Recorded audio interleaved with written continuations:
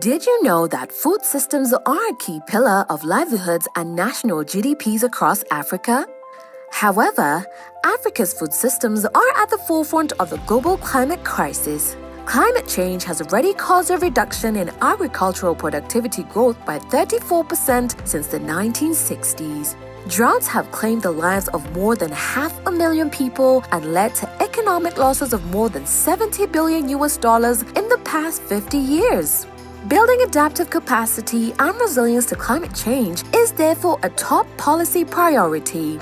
These efforts must go hand in hand with bending down the warming curve and adopting nature-based climate solutions for emission reductions such as agroforestry and sustainable land and soil management. For this, climate finance is critical, yet the continent's access to international climate finance is estimated at only 5% of the global funds available. The adoption by the African Union of the 2022 Climate Change and Resilient Development Strategy and Action Plan and the 2021 Green Recovery Action Plan is evidence of the commitment to climate change adaptation. Calls have been issued for urgent action to unlock additional climate finance and to meet existing commitments that will make $100 billion available to developing countries annually. In support of global climate action and in line with its mission to promote policy innovation for inclusive food system transformation in Africa, the Malabo Montpellier Panel is delighted to launch its latest report on climate finance. Themed Adapt: Policy Innovations to Unlock Climate Finance for Resilient Food Systems in Africa. The report takes a closer look at how African countries are stepping up and mobilizing significant resources in response to climate change. It explores a wide range of innovative financing tools and mechanisms that are being leveraged to mobilize additional finance from public and private sectors, analyzing policy and institutional innovations in Benin, Mali, Rwanda, and Zimbabwe. The Malabo Montpellier Panel provides examples of effective government action to leverage climate adaptation finance for food systems transformation and makes a few critical recommendations. Build technical knowledge and capacity that straddles climate, agriculture, and finance across government. Mainstream climate change adaptation and resilience building activities into policies and investment decision-making across government. Develop a pipeline of bankable projects and investable adaptation plans. Support locally led adaptation to ensure that interventions meet the needs of most vulnerable with sustainable impact, and scale up efforts to attract private capital for adaptation across food systems. Don't stop here. Take a deep dive into the climate finance page on our website to learn what these 4 African countries are doing right and explore lessons for the continent for replication and scaling up.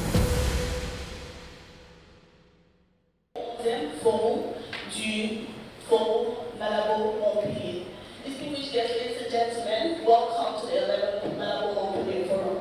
Before we begin, can we fill this room with a warm round of applause to acknowledge everyone's presence here today?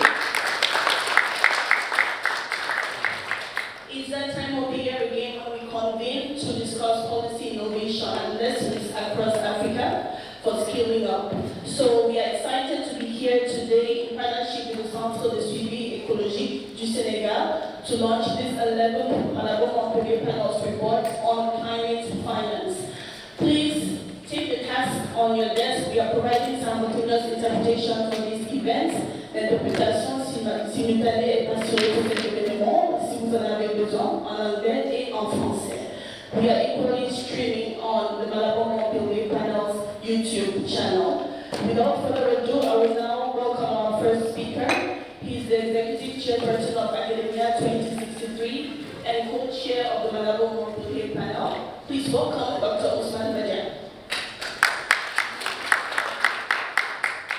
Nous serons joints aujourd'hui en ligne par le ministre d'Aousoussi du Bénin et le ministre Ouassafiri du Rwanda et le ministre Haritatos du Zimbabwe.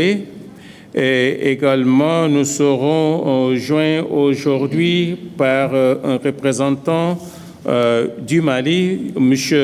Dr Alassane Ba, directeur général de l'Agence pour l'environnement et le développement durable du Mali.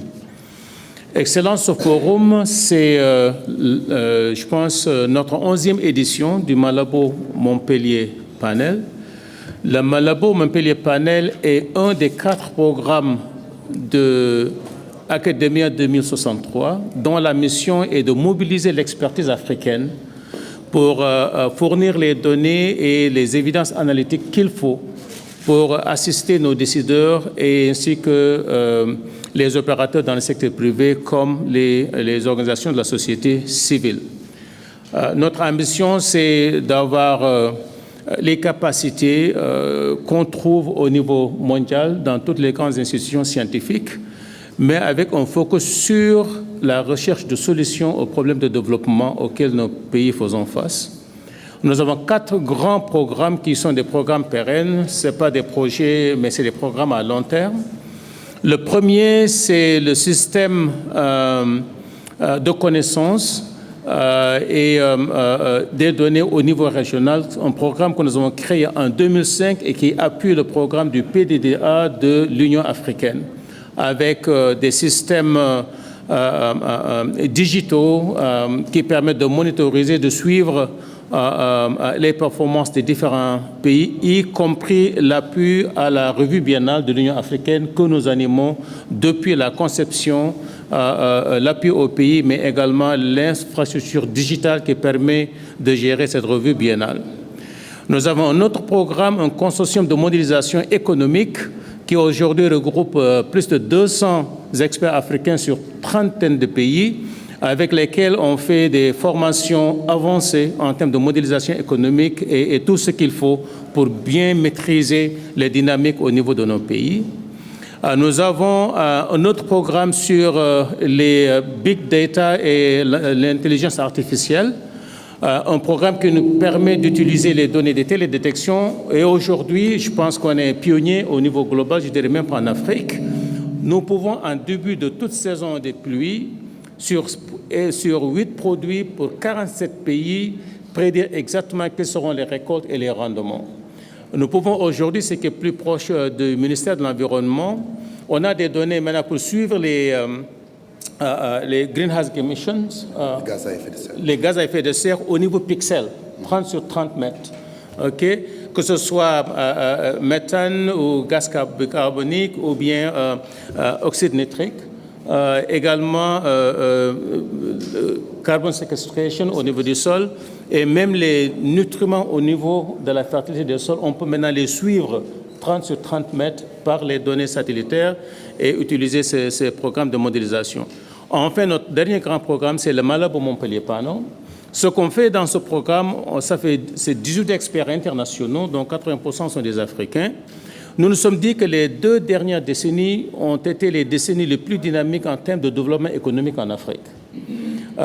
C'est une masse critique de pays africains qui ont franchi des étapes très importantes en termes de développement économique. Donc on se dit qu'il y a beaucoup de choses à apprendre l'un de l'autre à travers l'Afrique. Donc ce programme est dédié à choisir des thématiques spécifiques, développer une méthodologie et faire une classification des pays africains. On prend les 5, 6 ou 7 premiers pays, on va chez eux pour étudier l'action gouvernementale, pas les aspects techniques et les détails, mais quelles sont les actions du gouvernement qui a permis à ce pays de se positionner en pôle.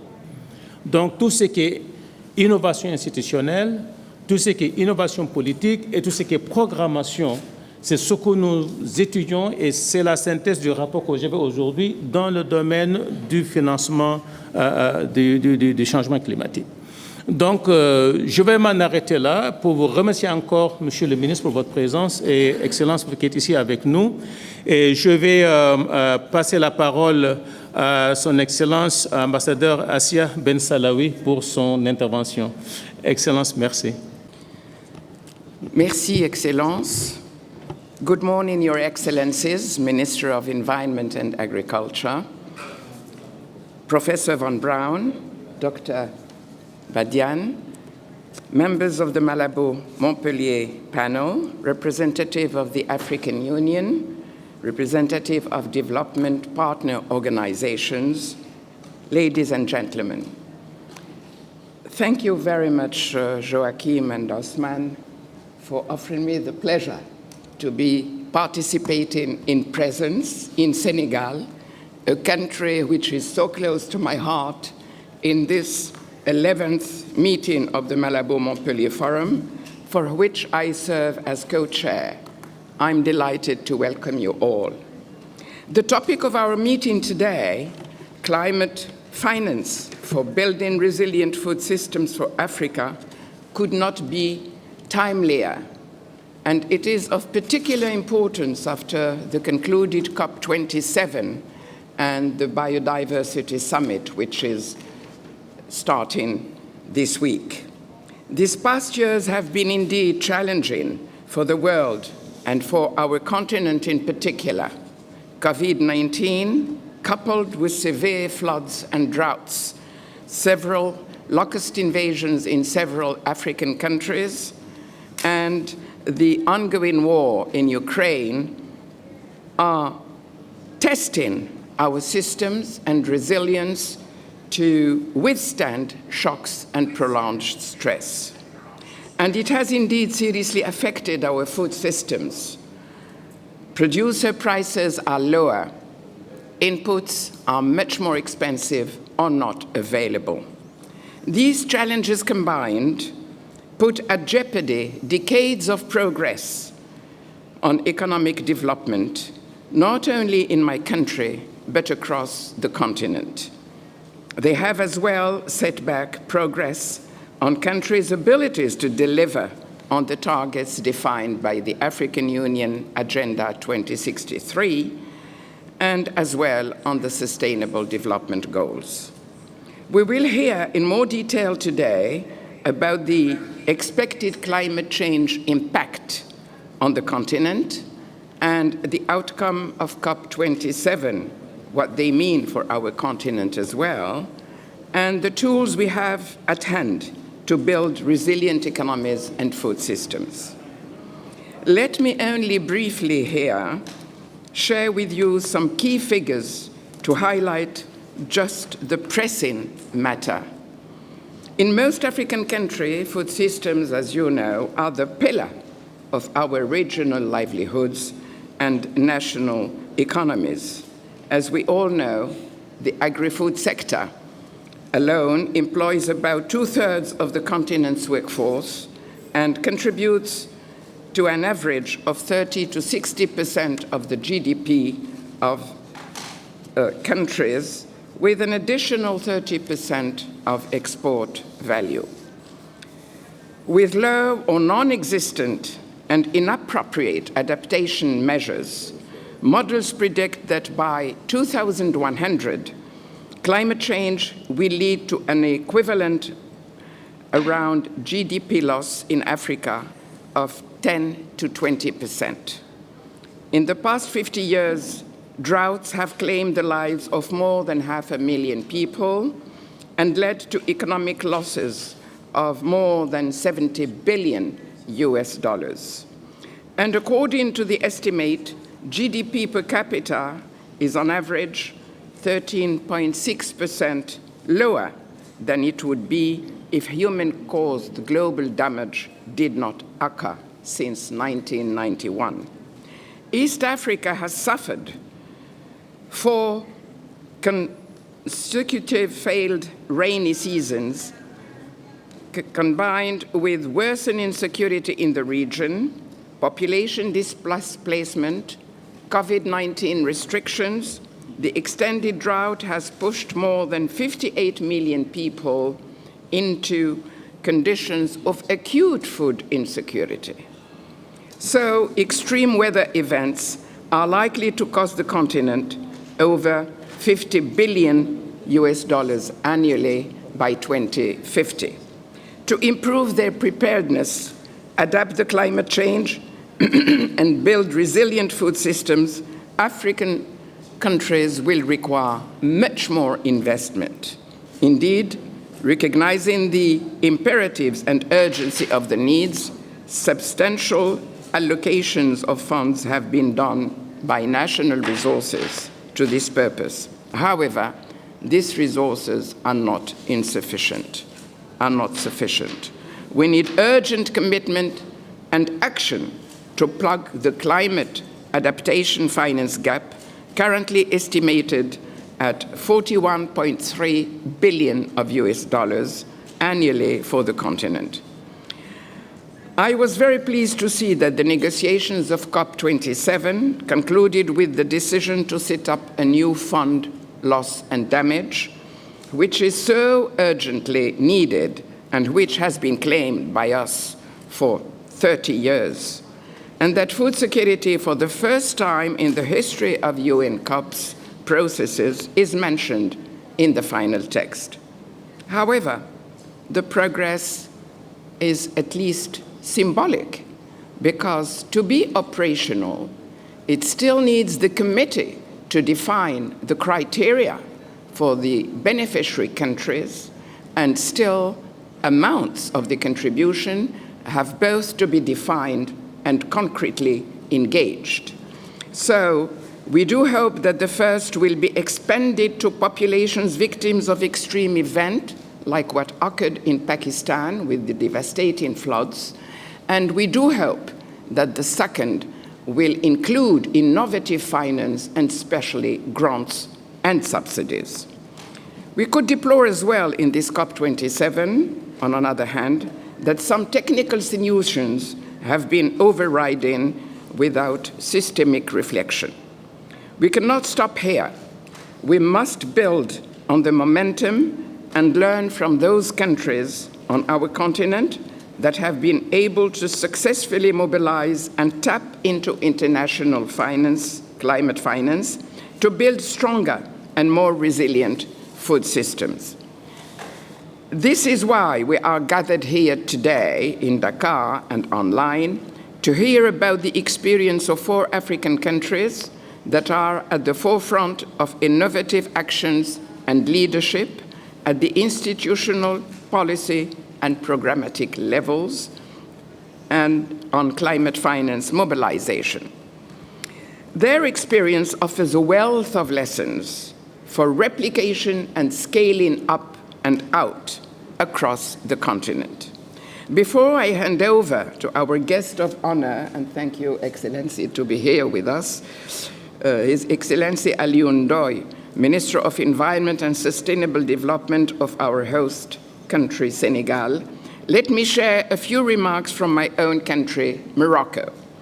Her Royal Highness, Princess Lalla Hasna, President of the Mohammed VI Environment and Goodwill Ambassador for the Congo Basin Climate Commission and the Blue Congo Basin Fund, present in Sharm el-Sheikh for COP27, has confirmed that Morocco continues its technical assistance to support the presidency of this commission. She welcomed the progress concerning this commission, which, as you know, has been adopted at the initiative of His Majesty the King Mohammed VI in COP22 in Marrakesh in 2016. And it concerns, as you may know, 13 countries and over 80 million populations, and much beyond globally. Let's not forget that it is the second lung of the planet after the Amazon. So indeed, she welcomed the progress on this commission because a few funds has been already defined and pledges are to be announced very briefly.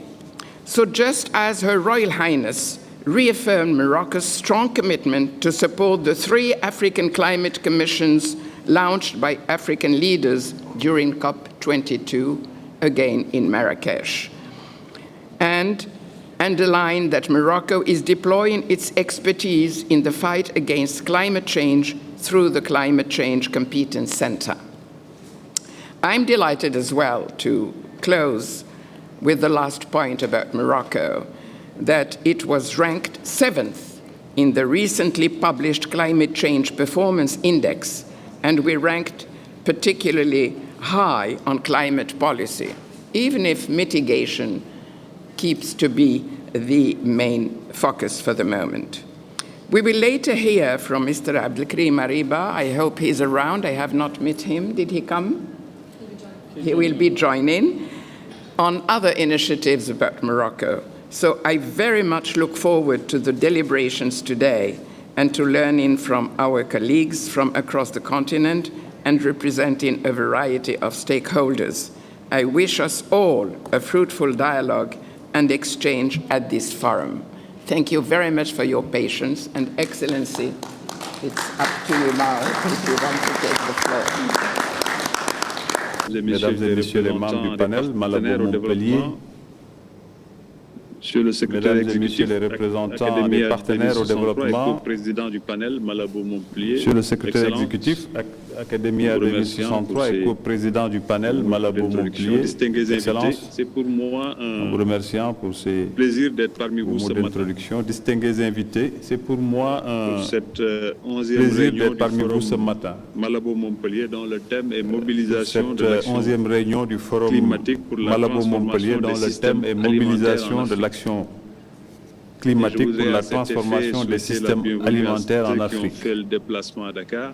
Et je voudrais à cet effet souhaiter la bienvenue à ceux qui ont fait le déplacement à Dakar et à ceux qui nous rejoignent en ligne. La 27e conférence des parties Ce forum se tient court après la 27e conférence des parties de la Convention cadre des Nations Unies sur les changements climatiques tenue à Sharm el-Sheikh et qui a mobilisé l'opinion internationale dans toute sa diversité et qui, dans sa décision finale adoptée le 19 novembre, exhorte les pays partis à redoubler d'efforts pour promouvoir l'agriculture durable en vue d'éradiquer la faim et la pauvreté, tout en assurant la sécurité alimentaire. La COP27 a suscité un élan important.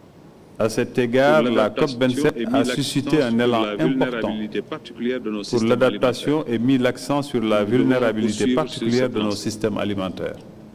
Le temps est Nous donc devons à l'action poursuivre sur et cette ces lancée. coûts ne doivent constituer un blocage. Le temps est donc à l'action et ces coûts ne doivent pas constituer un blocage. Sans un investissement urgent dans l'adaptation au climat, les pays de la région du Sahel risquent de connaître des décennies de conflits armés et de déplacements exacerbés par la hausse des températures, la pénurie de ressources et l'insécurité alimentaire. En effet, une grande partie des populations du Sahel vit de l'agriculture et du pastoralisme, qui, comme nous le savons tous, sont particulièrement vulnérables face aux effets du changement climatique. L'insécurité alimentaire atteint d'ores et déjà des niveaux élevés dans la région. À long terme, les projections indiquent que les rendements du maïs, du mil, du sorgho risque de diminuer en raison des chocs climatiques, ce qui compromet davantage la résilience de nos populations. L'urgence climatique s'inscrit dans un contexte défavorable dans lequel les pays sont aux prises avec les conséquences de la pandémie de la Covid-19 et de la guerre en Ukraine. En d'autres termes, nous devons agir vite. C'est dans ce contexte et à l'initiative du président Macky Sall et du président de l'Espagne, Pedro Sánchez, que les dirigeants de plus de 25 pays et 20 organisations ont lancé l'Alliance internationale pour la résilience face à la sécheresse lors de la COP27, afin d'accélérer l'action et d'aider les pays à mieux se préparer à affronter les futures sécheresses. Mesdames et Messieurs, notre pays, le Sénégal, est particulièrement vulnérable aux effets néfastes du changement climatique. Selon l'indice mondial d'adaptation de Notre-Dame, nous sommes classés 31e en termes de vulnérabilité et 125e en termes de préparation. Il s'y ajoute que les projections sur l'impact du changement climatique au Sénégal mettent en évidence une augmentation des événements pluvieux à haute intensité, ce qui constitue un risque pour nos zones rurales et urbaines. Nous nous efforçons donc de renforcer notre résilience grâce à un certain nombre d'interventions d'adaptation, ciblant les secteurs de l'élevage, de l'agriculture et de la pêche, ainsi que de la biodiversité. Mais nous prenons également nos responsabilités, et bien que nous ne soyons responsables que de 0,07% des émissions mondiales de gaz à effet de serre, nous nous sommes également engagés à réduire nos émissions de 7% sans condition et de 29% sous réserve d'un soutien extérieur d'ici 2030 conformément à notre contribution déterminée au niveau national. Je suis également ravi de l'engagement du président Macky Sall en sa qualité de président de l'Union africaine, en accord avec la BAD et le CMA en faveur du programme d'accélération de l'adaptation en Afrique, qui met en œuvre l'initiative pour l'adaptation en Afrique. Ce dernier devrait mobiliser 25 milliards de dollars US pour exécuter, étendre et accélérer les interventions d'adaptation au climat à travers le continent africain. Mesdames et Messieurs, distingués invités, pour mettre en œuvre les mesures d'adaptation, en particulier dans nos systèmes alimentaires, il faut non seulement des financements substantiels à hauteur des besoins déclinés dans nos CDN. Mieux, nous devrons être en mesure d'accéder plus facilement au financement international disponible pour l'action climatique. En ce sens, le dernier rapport du panel Malabo Montpellier et l'événement d'aujourd'hui arrive à point nommé pour susciter des échanges sur les expériences et les leçons apprises par un certain nombre de pays africains qui ont réussi à mobiliser des financements climatiques d'envergure pour les besoins de la transformation des systèmes alimentaires. Nous espérons que ces expériences pourront bénéficier à d'autres pays du continent pour le bénéfice des communautés vulnérables. Je ne saurais terminer sans vous souhaiter d'intenses moments d'échange et de partage au cours de cette 11e réunion du Forum de Malabo Montpellier qui a démarré. Je vous remercie beaucoup. Merci. Professeur Badiane, professeur Mbou, Excellence, de même que le professeur Joachim von Braun, pour votre participation et l'opportunité qui nous est donnée.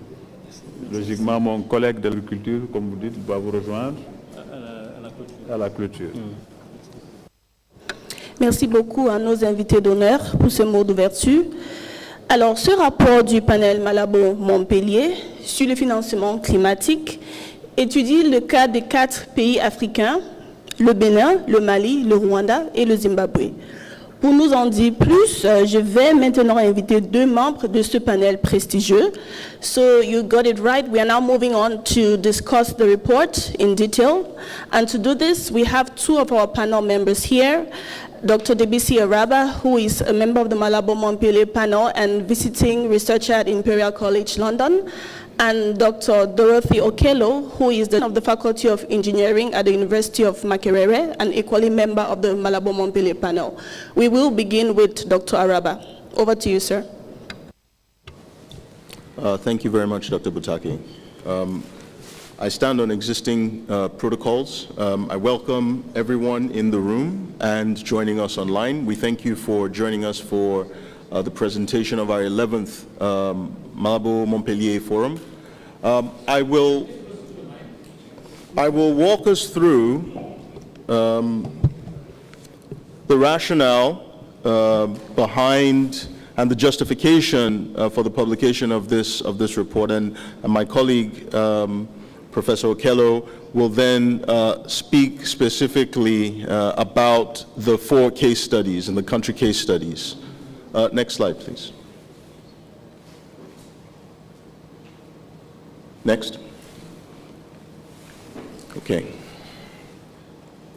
So we've heard from the distinguished speakers about the UN FCCC COP27 meeting that was just concluded in Sharm el-Sheikh, where for the first time agriculture and food systems were integrated into the frameworks. We know that Africa's food systems are at the forefront of the global climate crisis. A lot of the sector is highly vulnerable with very low adaptive capacity. And that leads to, of course, a disastrous fatal consequences, not just for Africa, but for the rest of the world.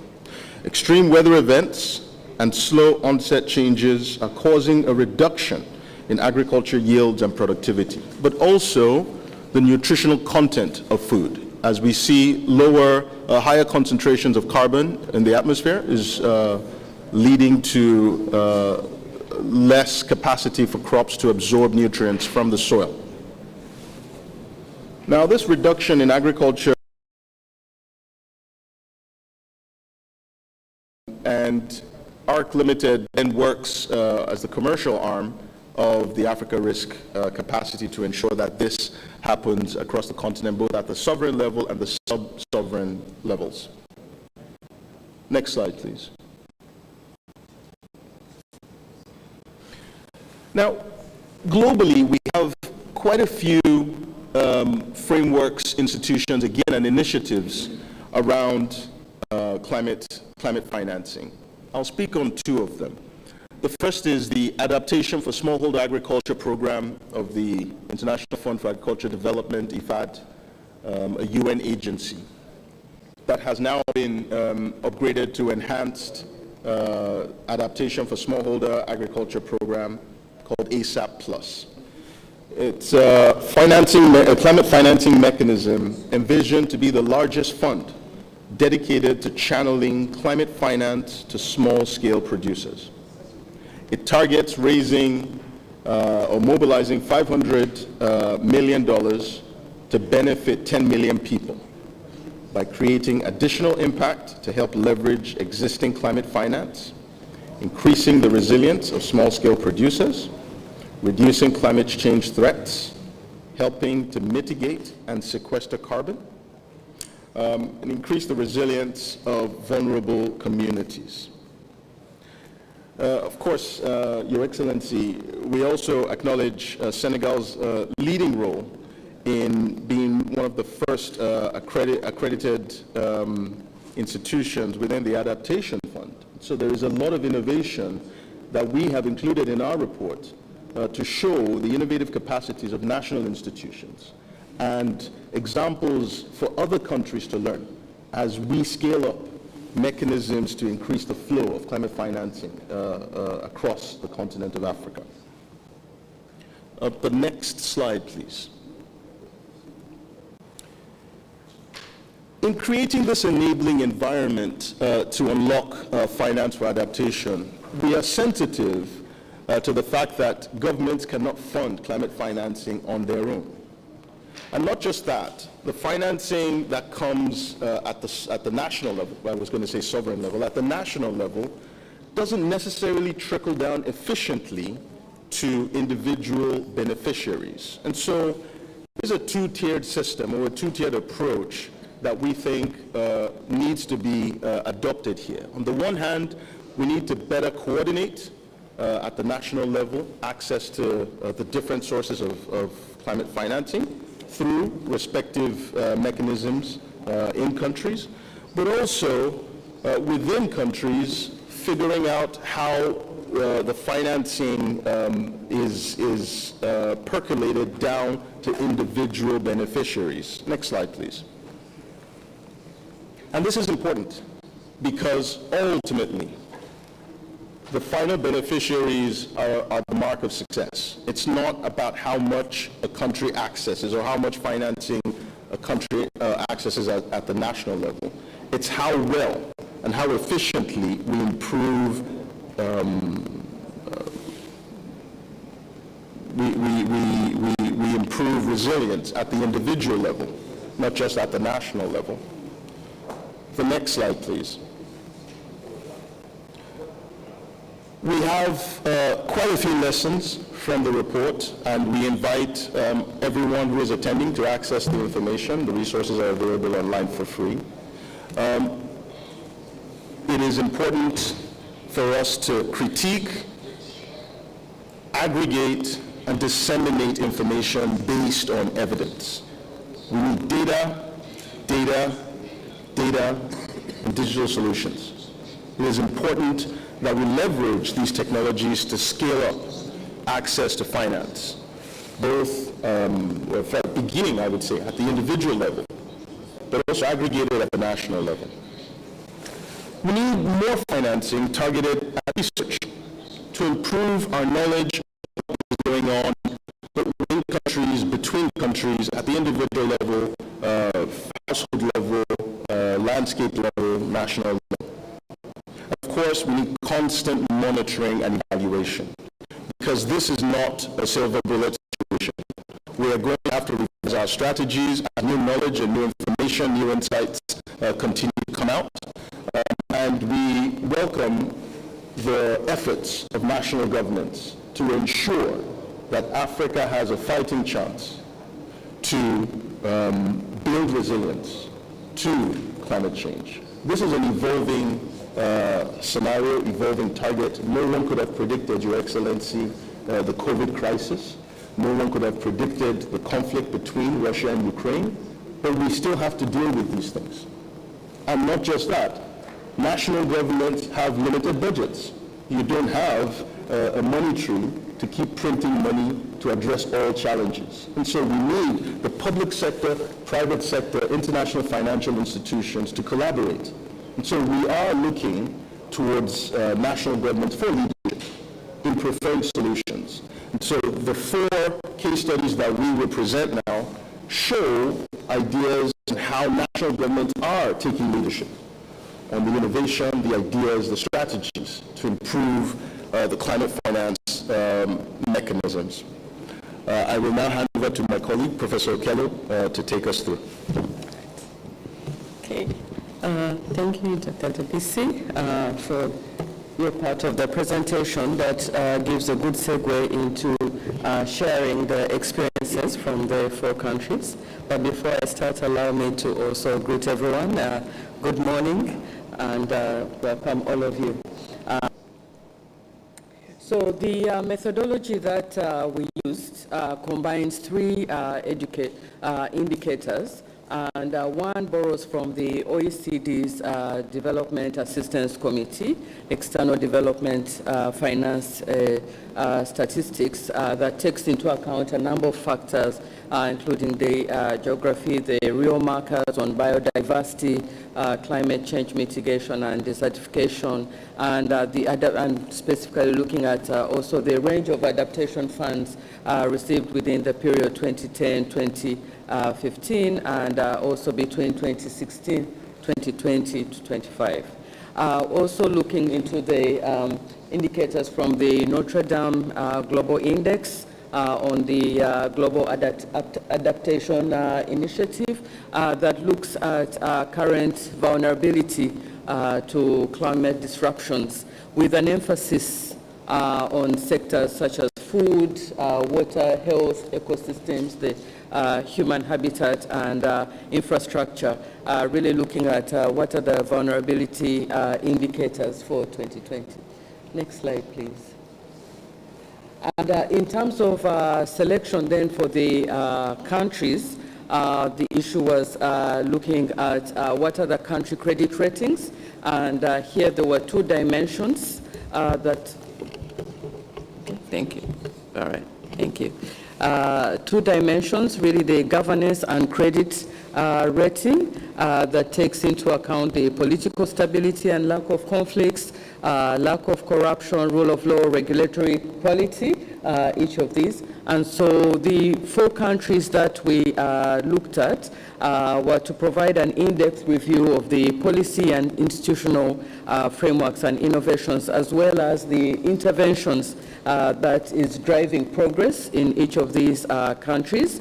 And here we see that we had 2 countries that were rated highly vulnerable and with high country credit ratings according to the metrics that we used, and this is Benin and Rwanda. But then also we looked at highly vulnerable but low country credit ratings, and in this case we have Mali and Zimbabwe as examples to show of what is happening at both spectrums in this space.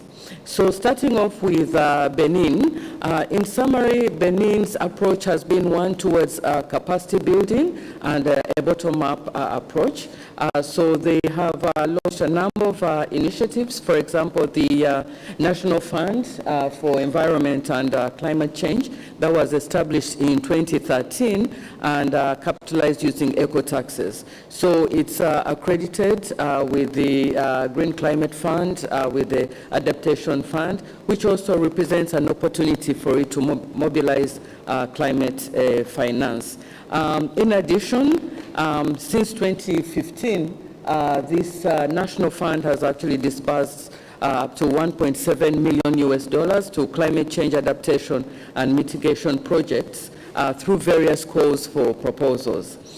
So in addition to the fund, there has been also significant investing in capacity building and research evidence, and this is led particularly by the Partnership and Expertise Center for Development that provides capacity building support for sustainable development. And in this way, it supports government efforts in climate adaptation and mitigation by providing research evidence and guidance so as to inform climate policies and strategies. The NAP, the National Action Plan, also estimates that the adaptation would need about $4.3 billion by 2030, including $377 million US specifically for adaptation in the agricultural sector, for insurance products, and also for the dissemination of climate change, climate smart agricultural technologies, and the uptake of climate smart practices, including quality seeds and post-harvest losses and handling. And as my colleague shared, data then becomes even more of a king in this respect. And what Benin has done is ensuring, including a budget for this as well. In addition, Benin was the first country in Africa to pilot the local climate adaptive living or local facility. And this is an initiative under the UN CDF to channel climate adaptation finance to local communities in developing countries and these developed countries, and it incentivizes government at the local levels to incorporate adaptation in their planning processes by providing a top-up to cover the additional costs of making local investments climate resilience. And through this, in the case of Benin, it has been able to, in addition to what was available through local, for the $1 million, it has provided a counterpart fund, or if you want to call it a parallel funding, of $410,000 US. And as of the end of December 2020, the adaptation interventions within Benin had reached over on capacity building and a bottom-up approach. Next slide, please.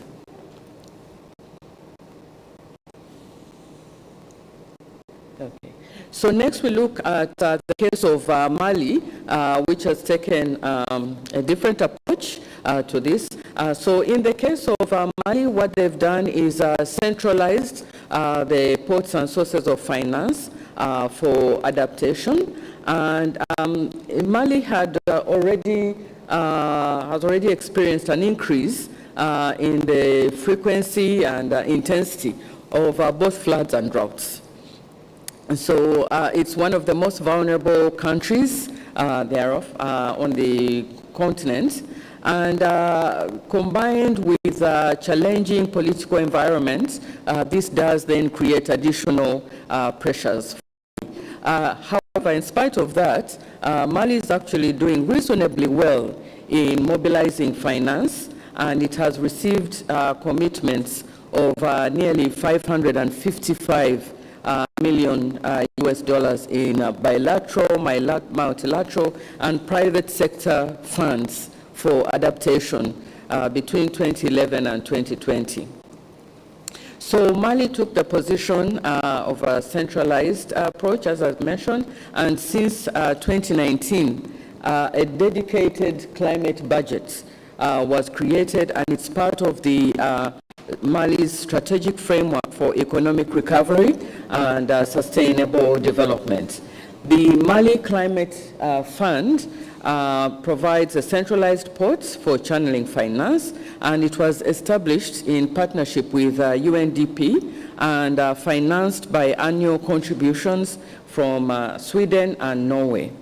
The fund is tasked with mobilizing domestic and international, as well as public and private finance. And key focus areas for disbursements from this fund include the development and protection of water resources, irrigation and agriculture, particularly within communities that are faced with increasing water scarcity. It's also focused on the introduction of soil conservation. It's looking at drought-resistant seeds, improved livestock management, as well as fostering diversification of livelihoods to improve the resilience of vulnerable households.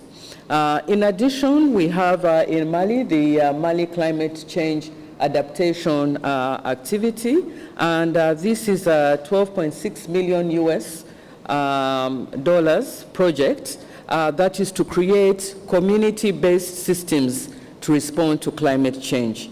And this project increases vulnerable groups' access to accurate and timely climate data, as well as their understanding of how to use it. And it integrates climate data into local government planning, and in this case, 42 municipalities within Mali have actually adopted local development plans that have been climate-proofed through this project. So in the case of Mali, we see that, yes, while you have a centralized or a top-level decision on this, you still also have the community actions, community-level actions happening at the same time.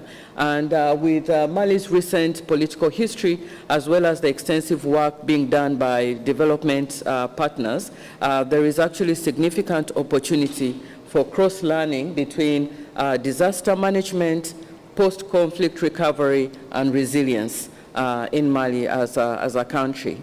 Okay, next slide, please. So we get closer to my home. So we have Rwanda now, and Rwanda basically has taken an approach of greening its way to Vision 2050. And here the number of initiatives they have in place. For example, is the National Fund for Environment, which is an independent institution within Rwanda with the capacity to scale up operations rapidly and thereby having significant impact. Since its launch in 2012, it has mobilized more than 216 million US dollars for investments in ecosystem rehabilitation, improved waste management, cooking stoves, as well as climate-smart agriculture.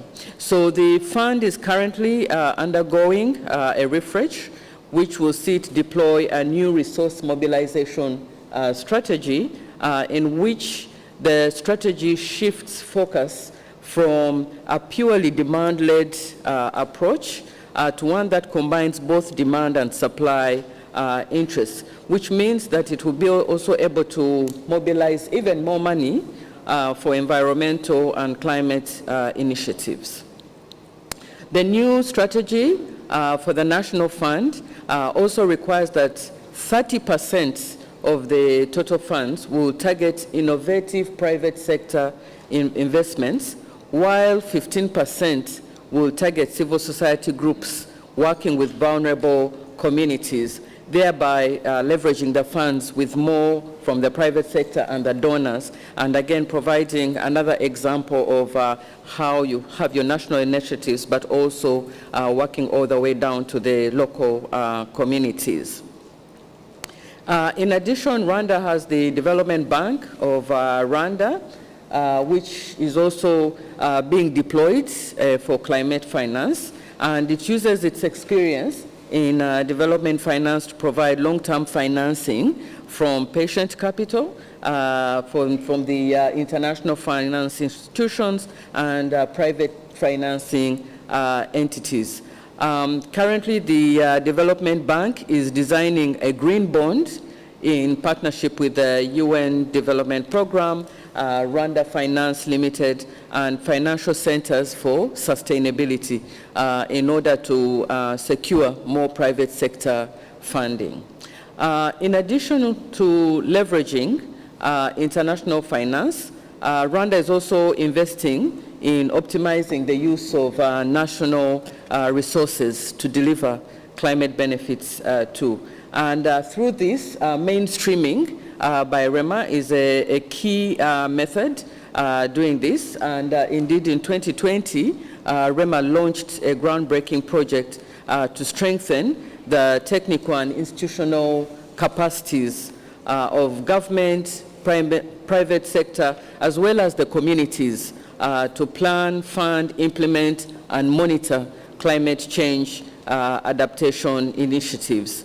Currently, the fund has access to $6 million US dollars, and a 4-year national adaptation planning process project seeks to integrate adaptation into sectoral development planning and budgeting processes.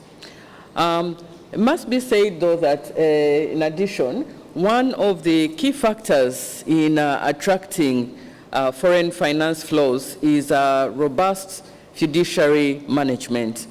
So this is one of the strong pillars in the case of Rwanda, and they have been very keen on restoring and modernizing Rwanda's public financial management systems over the last 25 years. They have the Minecofin entity, which is in place to oversee steady improvements in financial integrity, institutional capacity, transparency, and accountability by instituting new processes and systems such as centralized budgeting. All of these are geared towards increasing the attractiveness of Rwanda as a country, as a destination for climate finance. And the case study, once you access the book as we do, the report as we do encourage you to do, provides several other insights in the developments in Rwanda's policy and programmatic aspects of climate finance. Okay, next slide, please. And then we have Zimbabwe. Zimbabwe, highly vulnerable and scoring low on the country credit ratings, but still having some good examples to showcase in this, and how you go about mainstreaming climate change efforts. So Zimbabwe has a number of initiatives that they have taken, and while they are responsible for just 0.0% of global greenhouse gas emissions, it's among the world's most vulnerable countries, according to the Notre Dame Global Adaptation Initiative matrix. And this combination of being highly vulnerable, as I shared earlier, and its low readiness score means that Zimbabwe is actually in great need for investments as well as innovations to improve readiness, as well as having a great urgency for action. And so currently Zimbabwe's climate adaptation efforts in food systems are centered on reducing smallholder farmers' vulnerability, and the government has initiated a number of institutional and policy reforms to attract and mobilize climate finance. So in this case, we have the ministry that's leading on climate policy is the Ministry of Environment, Climate, Tourism, and Hospitality Industry. And what in particular stands out for us is the Climate Change Management Department. So this department was established in 2013 when the ministry was merged with you had Environment and Natural Resources Management together with the Ministry of Water Resources Planning and Development.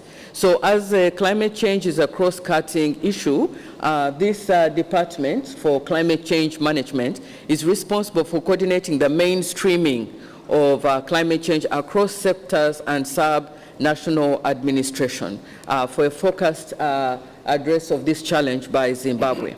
So in this respect, the department leads climate policy development, as well as implementation. It also promotes best practices in climate change adaptation and mitigation strategies, as well as providing technical guidance to other national institutions engaged in addressing climate impacts. In addition, the department, consistent with Zimbabwe's national climate policy, oversees the government's plan to promote a bottom-up approach led by local authorities and communities in decision-making roles alongside the participation of civil society organizations and the private sector. The department also engages with senior government officials to develop a legislative framework for operationalization of the national adaptation strategies and plans. And it is the national designated authority for the country in the global UN discussions. The government of Zimbabwe also mandates all ministries, departments, and agencies to embrace climate change actions by ensuring that they include climate adaptation in all their programming. Through the budget circular call in 2021, the Ministry of Finance and Economic Development called for the mainstreaming of climate change mitigation and adaptation measures in all projects and programs. And the Zimbabwe's Vision 2030 also considers climate actions as fundamental to achieving desired economic growth and calls for the mainstreaming of climate change adaptation. So can see that as a country, there is a really focused effort to embrace climate change across the entire sectors, government from the top and as well from the private sector, the communities, and civil society. In addition, Zimbabwe stands out for its commitment to raising awareness of climate change, even through the education system. And moreover, the government also works towards building the capacity of government agencies and representatives to allow the integration of climate change adaptation planning and finance mobilization across the ministries. So it's not a siloed approach to this. This is a cross-cutting or a mainstreamed opportunity. Simultaneously, the private sector is also increasingly engaged, and there's an active role for the private sector in addressing climate change. For example, the Confederation of Zimbabwe Industries and the Business Council for Sustainable Development, both private sector, are supported by UNDP as well as the ILO, the International Labour Organization, to increase awareness of climate change and promote the adoption of clean technologies. And so, as an example, the programming of resources increased thereafter from 72 million in 2019 to 121 million in 2021. Finally, the Green Climate Fund country program, of which Zimbabwe is part, outlines the national climate change priorities and presents a strategy for engagement given the country's climate change vulnerabilities and its vision for transitioning into a low-carbon, climate-resilient development pathway. So these are a number of the initiatives that Zimbabwe has taken on, and I will direct you to the report in the interest of time. So as I conclude, I would like to highlight key recommendations going forward. Next slide, please. Okay. And we have 5 of these, but I'll start with 1. There's need to systematically align the food and climate agendas, and the UN, the country's commitments from the UN Food System Summits, as well as CADEP, both provide important entry points for refining climate change adaptation action in countries' national and international communities for building resilient food systems. So within that, there is also need, therefore, to build the technical knowledge and capacity that straddles climate, agriculture, and finance across the government, and must include as well the capacity to interpret climate, risk, and vulnerability data, draft comprehensive adaptation and climate investment plans, as well as insurance systems, and also address the skills that are necessary to foster synergies between public and private sources of funding. So that's the first recommendation around the need to systematically align the food and climate agendas. The second is the need to mainstream climate change, adaptation, and resilience building activities into policies and investment decision-making across governments. With climate change impacting all sectors of countries' economies, there is therefore need for multi-sectoral coordination and mainstreaming of climate change, as we've seen in the case of Zimbabwe, across ministries and levels of government, as this will ensure that national resources achieve maximum impact in addressing overlapping challenges. So this would include, related to that would be the development of a pipeline of bankable projects focused on food systems and related infrastructures, and supported by investable adaptation plans that articulate the needs, the costs, the responsibilities, the roles, and incentive structures, as well as the return on investments.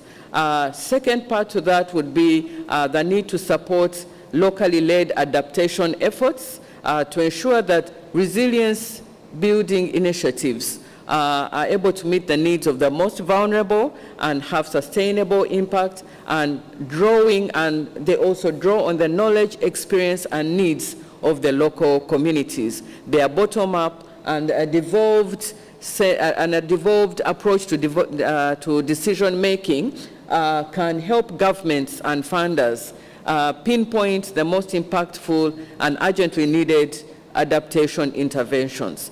Also getting down to the local communities and also adopting bottom-up approaches increases transparency and ownership of the interventions, and supports countries to address structural inequalities. Okay. Next slide, please. All right. So the third recommendation is addressing the need to scale up efforts to attract private capital for adaptation across the food systems.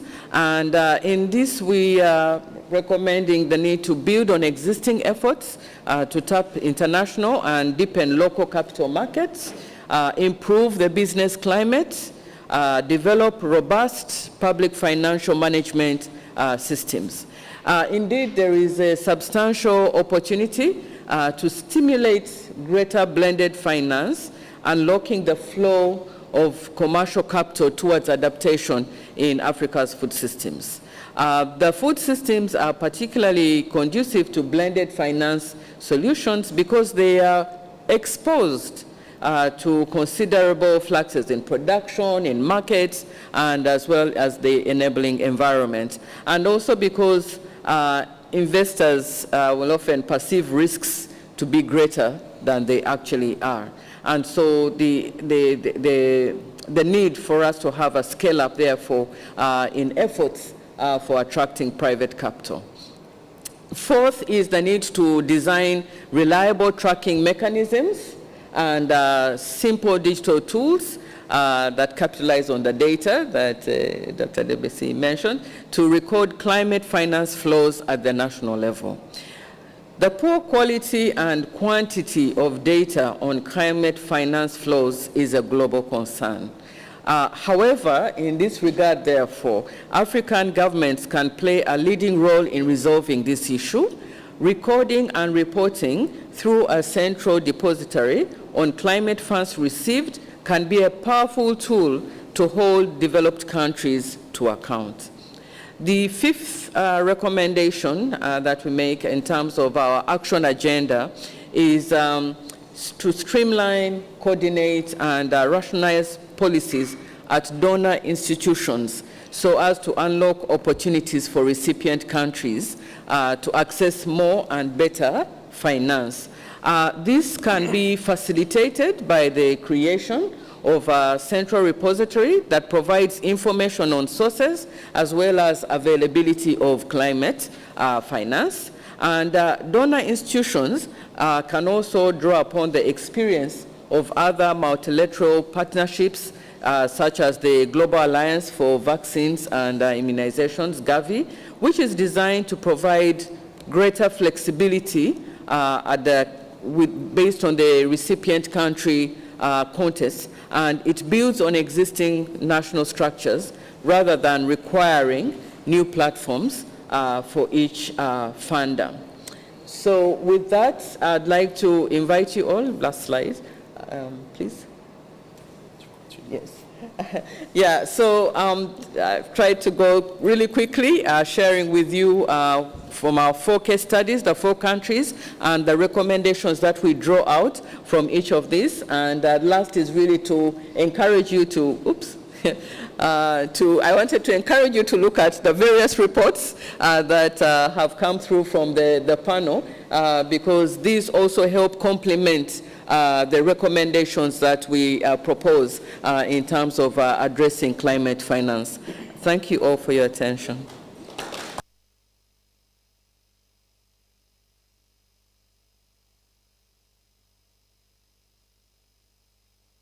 Can we have another round of applause for our panel members, please? Just a break so that His Excellency can then leave now, and we continue with the Q&A. Wonderful. Thank you. So the minister has to leave now, so we'll take a short break. Merci, Monsieur le Ministre. Thank you very much.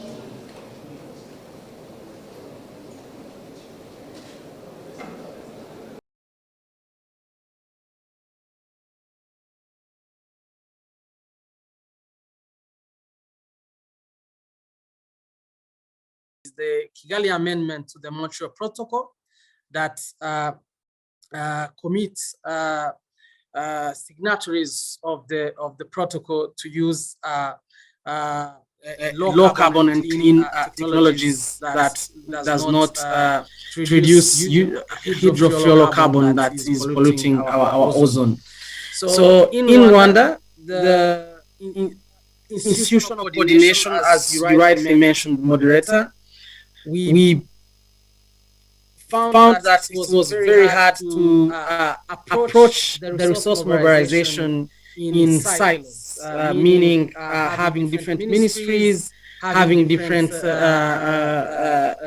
funds, mobilizing this without a dedicated, really climate facility and capabilities. This is why in 2012 we established the Rwanda's Green Fund, or what is called FONERA. So Rwanda's Green Fund is dedicated entirely to raising climate finances domestically, but also globally. So putting in place such facilities have yielded significant results, as we have seen even in the last conference of parties in Sharm el-Sheikh. We managed to create a private facility under Rwanda's Green Fund that will look at investments that goes into adaptation.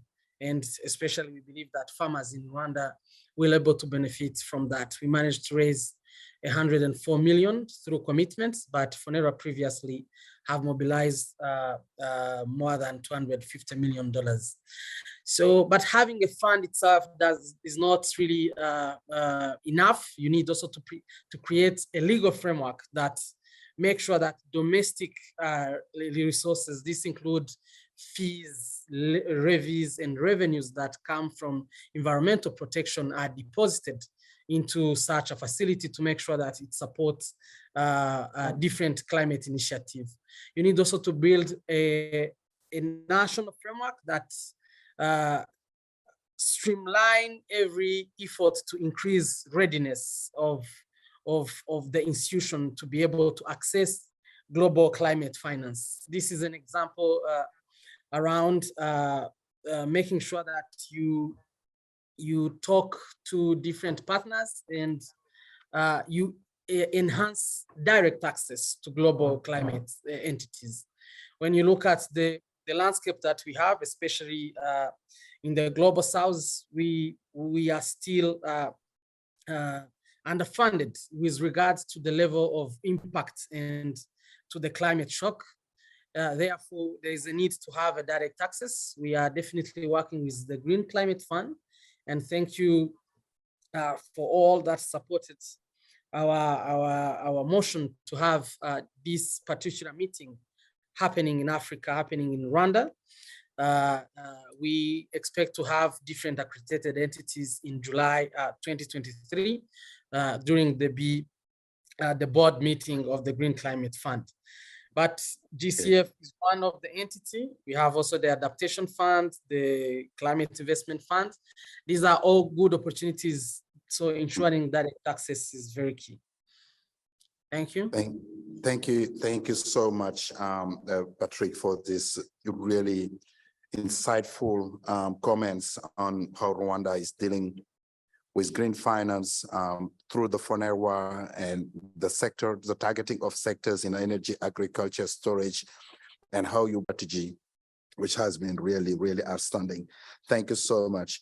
I want to check at this stage if Mr. Honorable Gaston Kossi Dusuhu, Minister of Agriculture in Benin, is on the stage. If you can say something so we can hear you. J'étais en train de parler en anglais. Monsieur le ministre, honorable, Excellence, Monsieur le ministre Gaston Kossi Dusuhu, est-ce que vous êtes en ligne et vous êtes audible? Allô? Vous pouvez dire quelque chose sur votre microphone, comme ça on va. Allô, est-ce que vous m'entendez?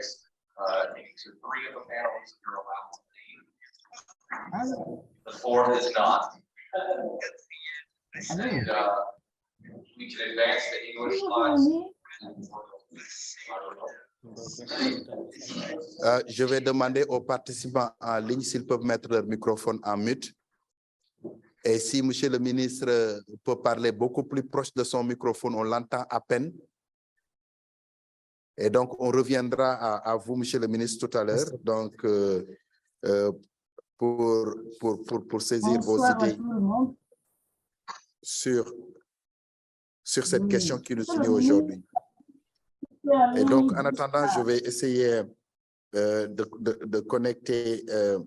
I will try to be connected with Honorable Minister Evangelist Peter Haritatas, Deputy Minister of Land, Agriculture, Fishery, Waters, and Rural Development in Zimbabwe.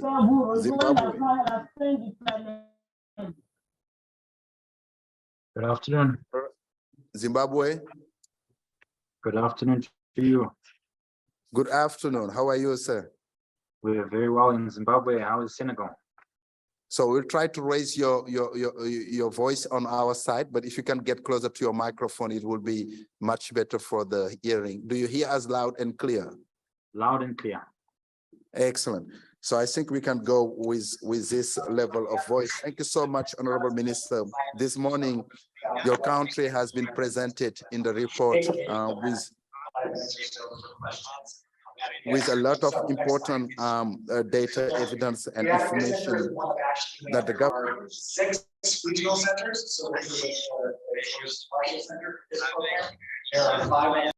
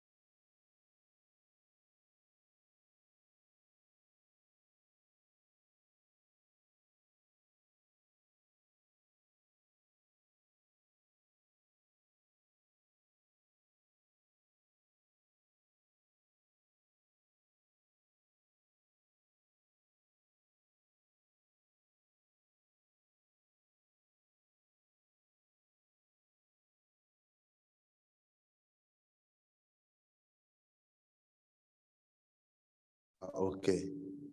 Okay, nice working, right? Excellence.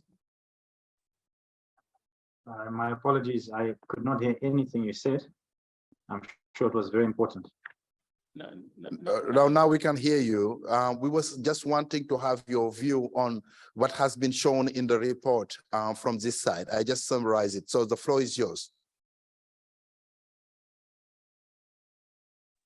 Sorry, can you say that again? You want me to comment on what, sorry? Just checking. Mumuni Sawadogo, do you hear us?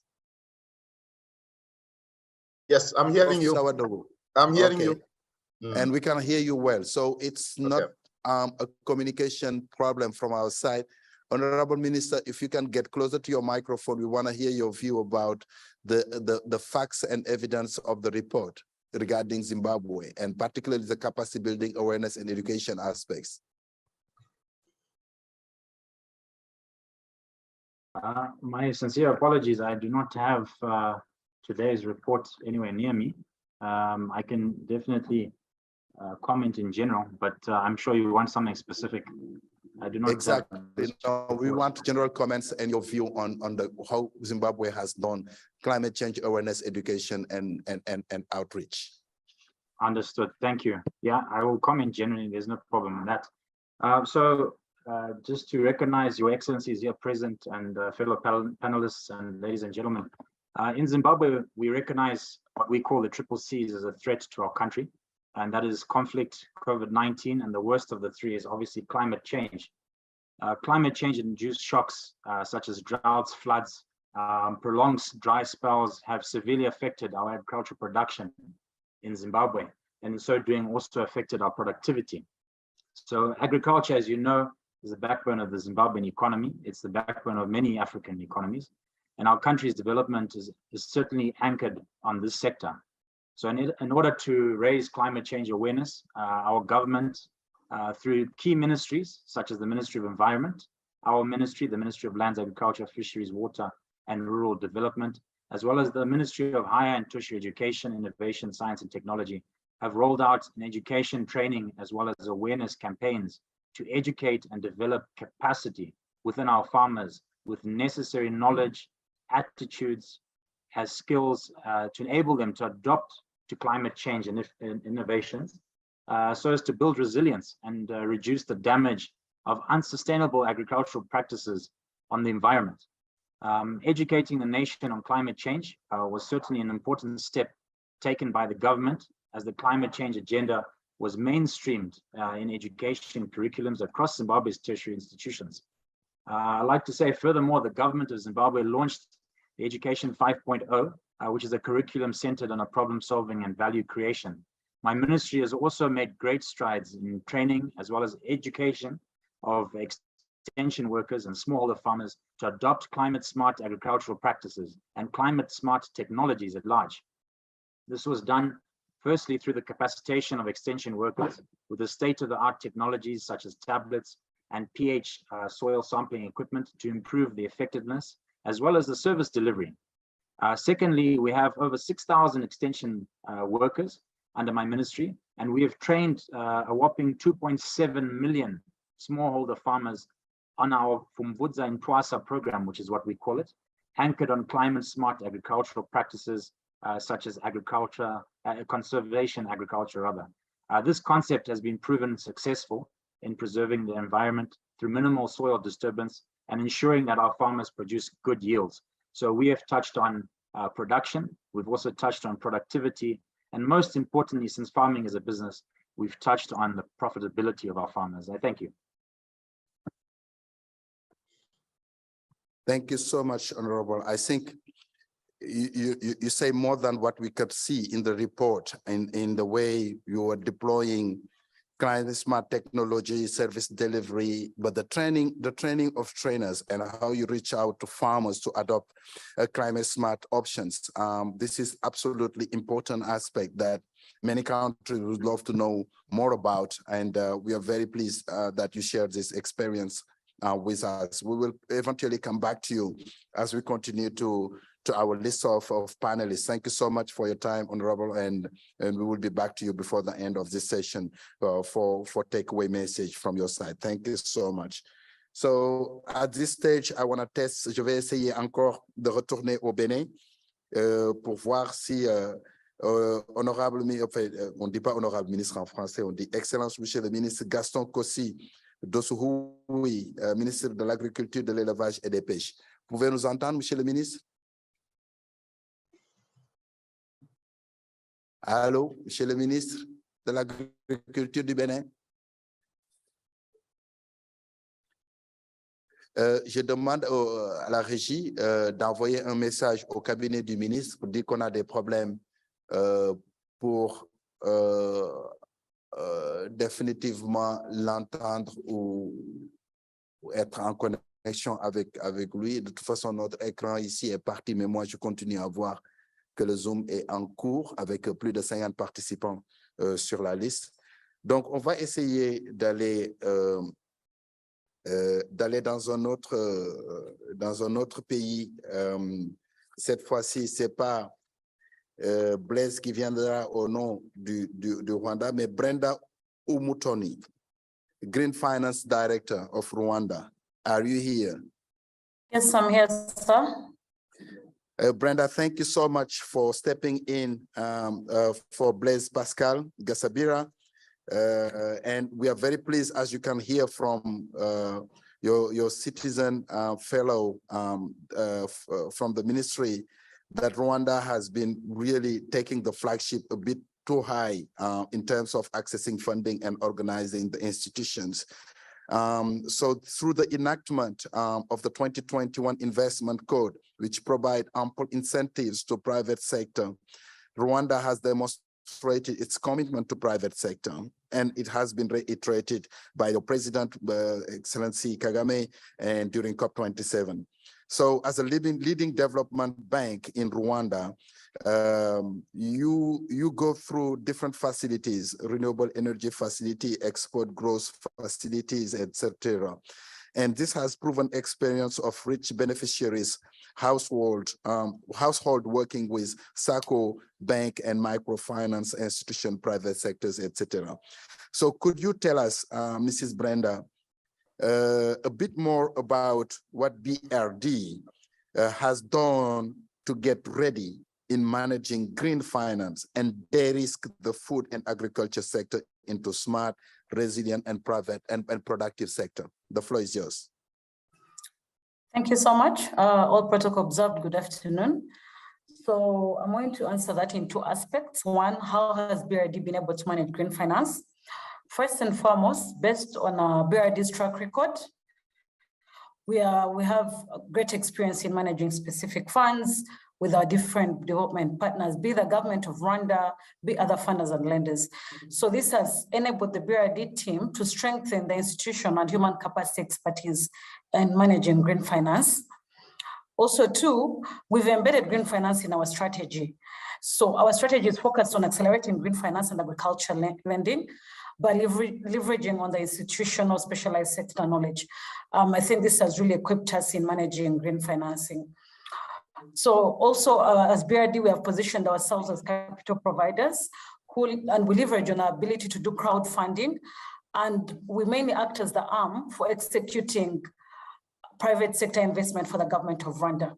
So that has given us expertise in managing funds, and being a bank that has been in existence for the past 55 years, we have experience in credit facility.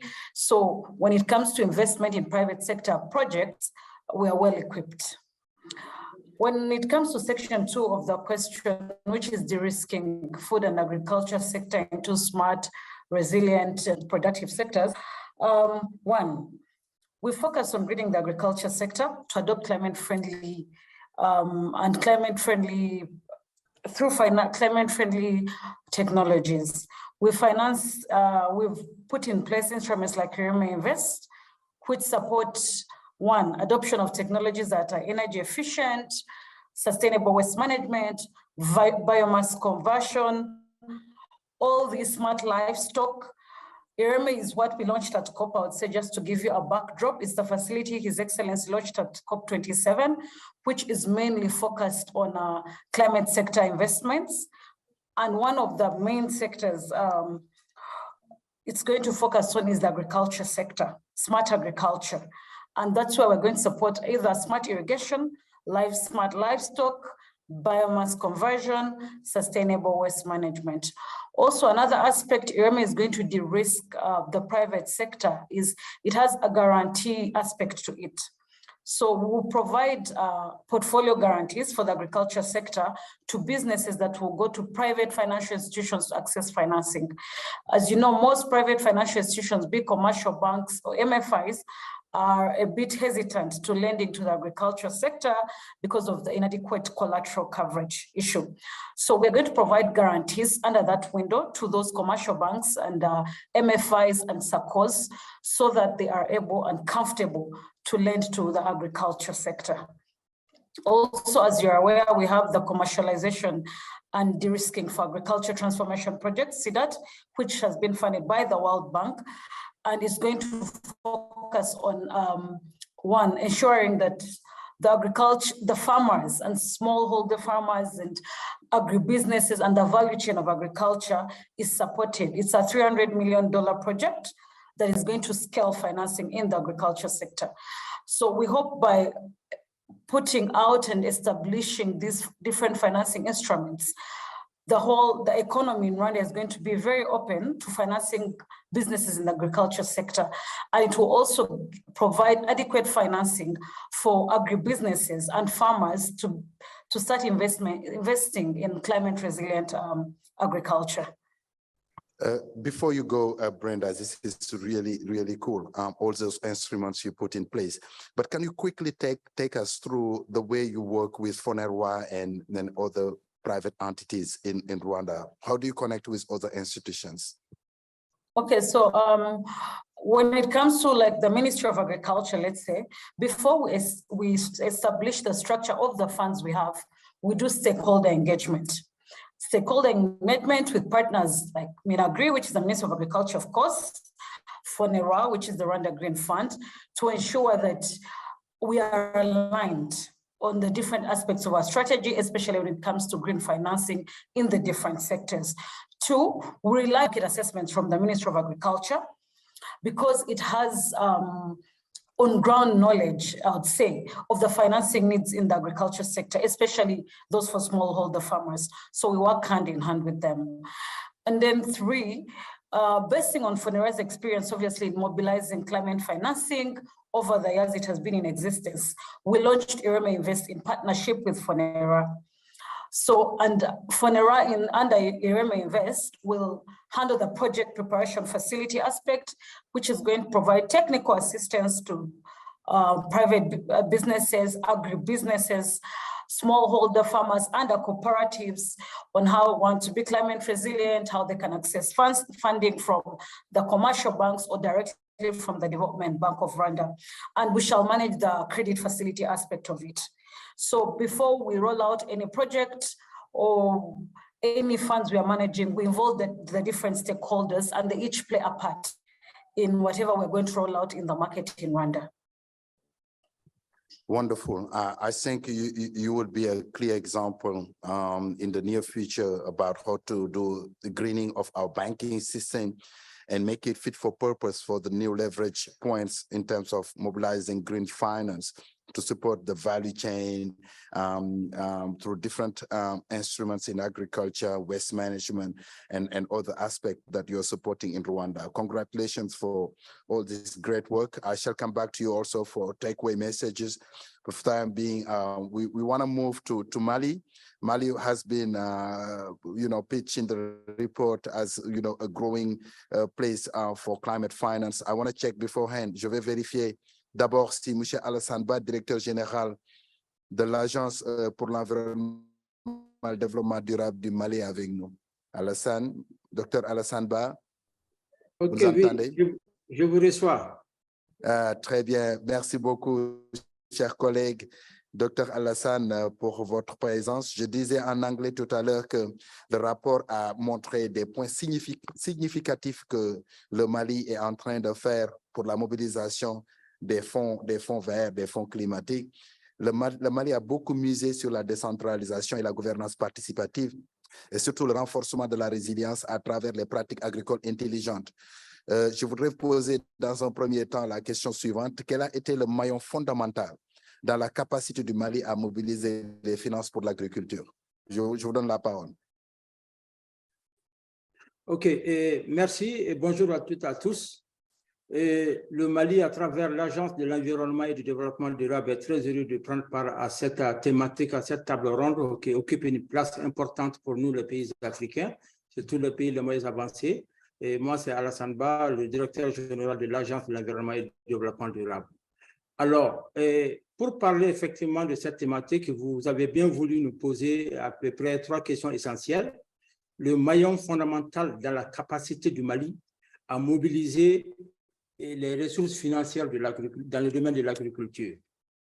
Comme vous le savez, pour s'attaquer à une mobilisation des ressources, notre agence est chargée de mobiliser pour l'ensemble des pays du Mali les fonds nécessaires pour s'attaquer aux activités de développement de façon générale.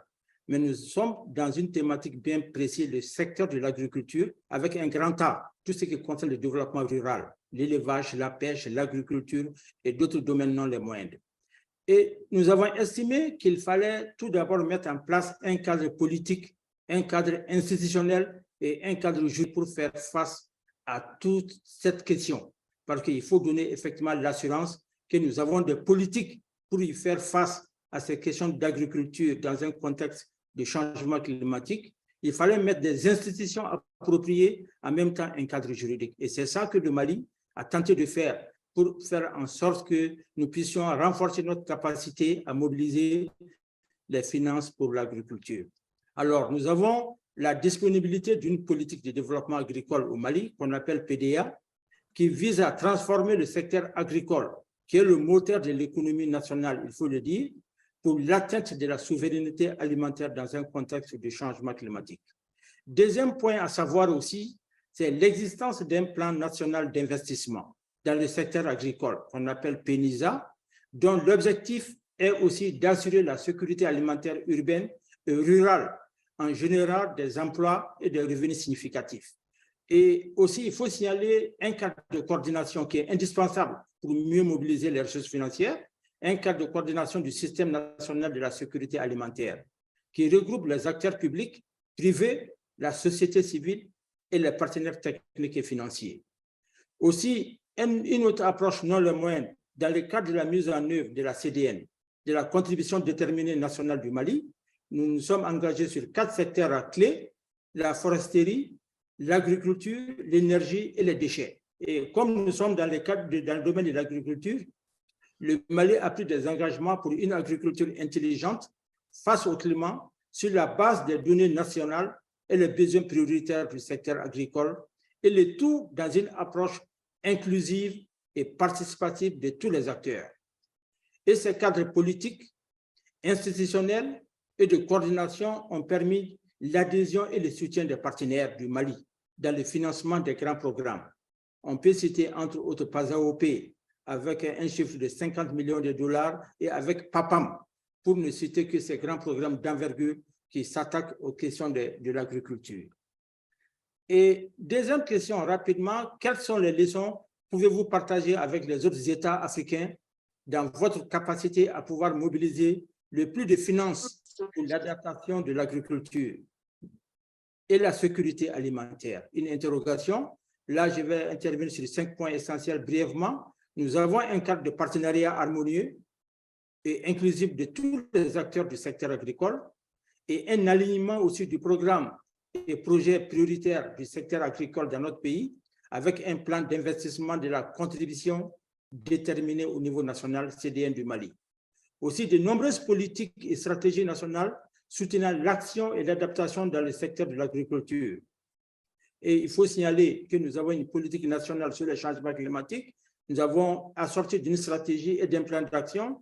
Nous avons aussi effectivement une politique nationale de protection de l'environnement. qui vont compléter notre politique de développement agricole. Il y a l'allocation qui est très importante de plus de 15% du budget national au développement du secteur agricole. C'est pour prouver que c'est un secteur important pour mon pays. Et la mise en place d'un fonds climat qui est quand même une grande particularité pour le financement des projets d'adaptation, y compris le secteur agricole.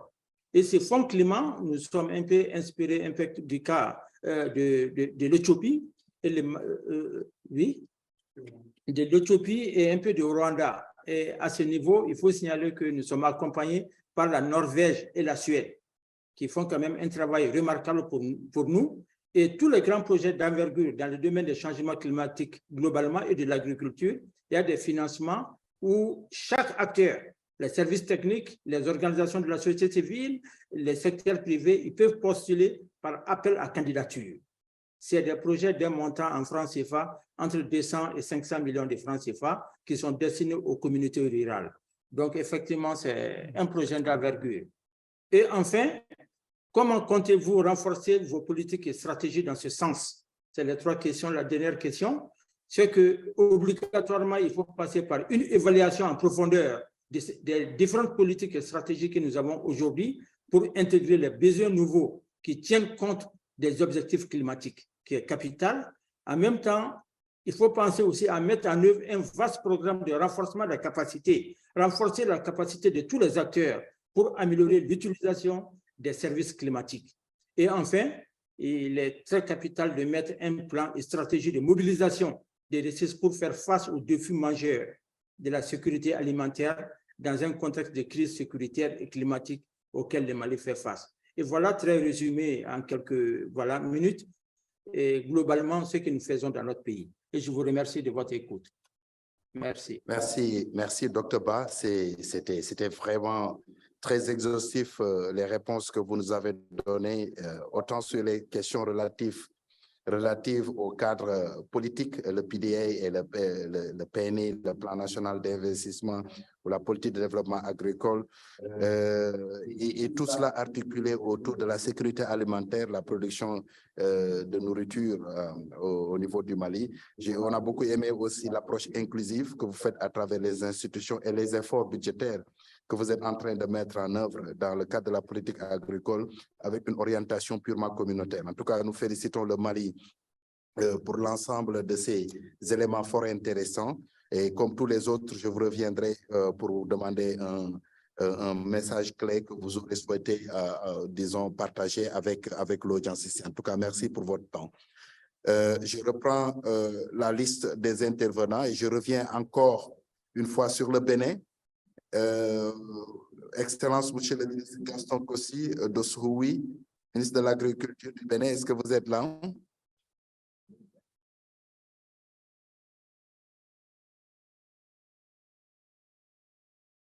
La régie, vous ne recevez aucun message du Bénin pour dire s'il y a un problème? Bonsoir à tout le monde. Monsieur très bien, enfin. Madame Dossoui est momentanément occupé. Ah, d'accord. Donc, si vous voulez, on peut continuer sur le panel. Momentanément occupé, il va nous rejoindre tout à l'heure. Excellent. Madame, veuillez nous faire signe dès que monsieur le ministre... toutes ses excuses. Très bien. Veuillez donc nous faire signe sur la boîte chat ou bien par votre prise de parole dès que le ministre revient à la rencontre. Nous l'attendons impatiemment. Merci de nous avoir notifié. Merci beaucoup. De sa non-disponibilité. Donc, dans cette lancée, on va continuer avec M. Abdel agricole du Maroc.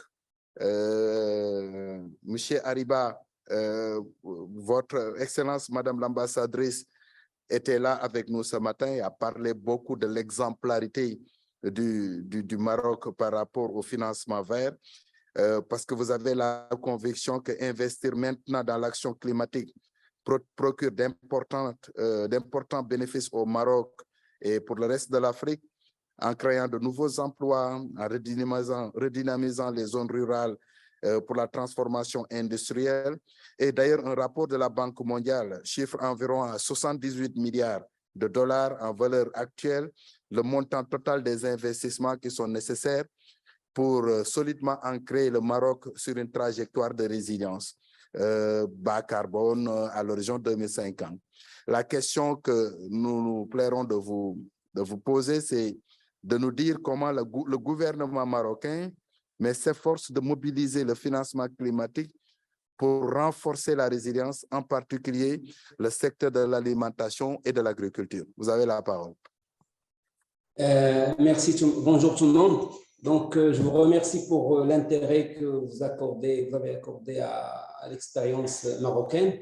Tout d'abord, je représente l'Agence pour le développement agricole. C'est une agence accréditée auprès du Fonds vert pour le climat depuis 2016. Il vient d'être réaccrédité en juillet 2021.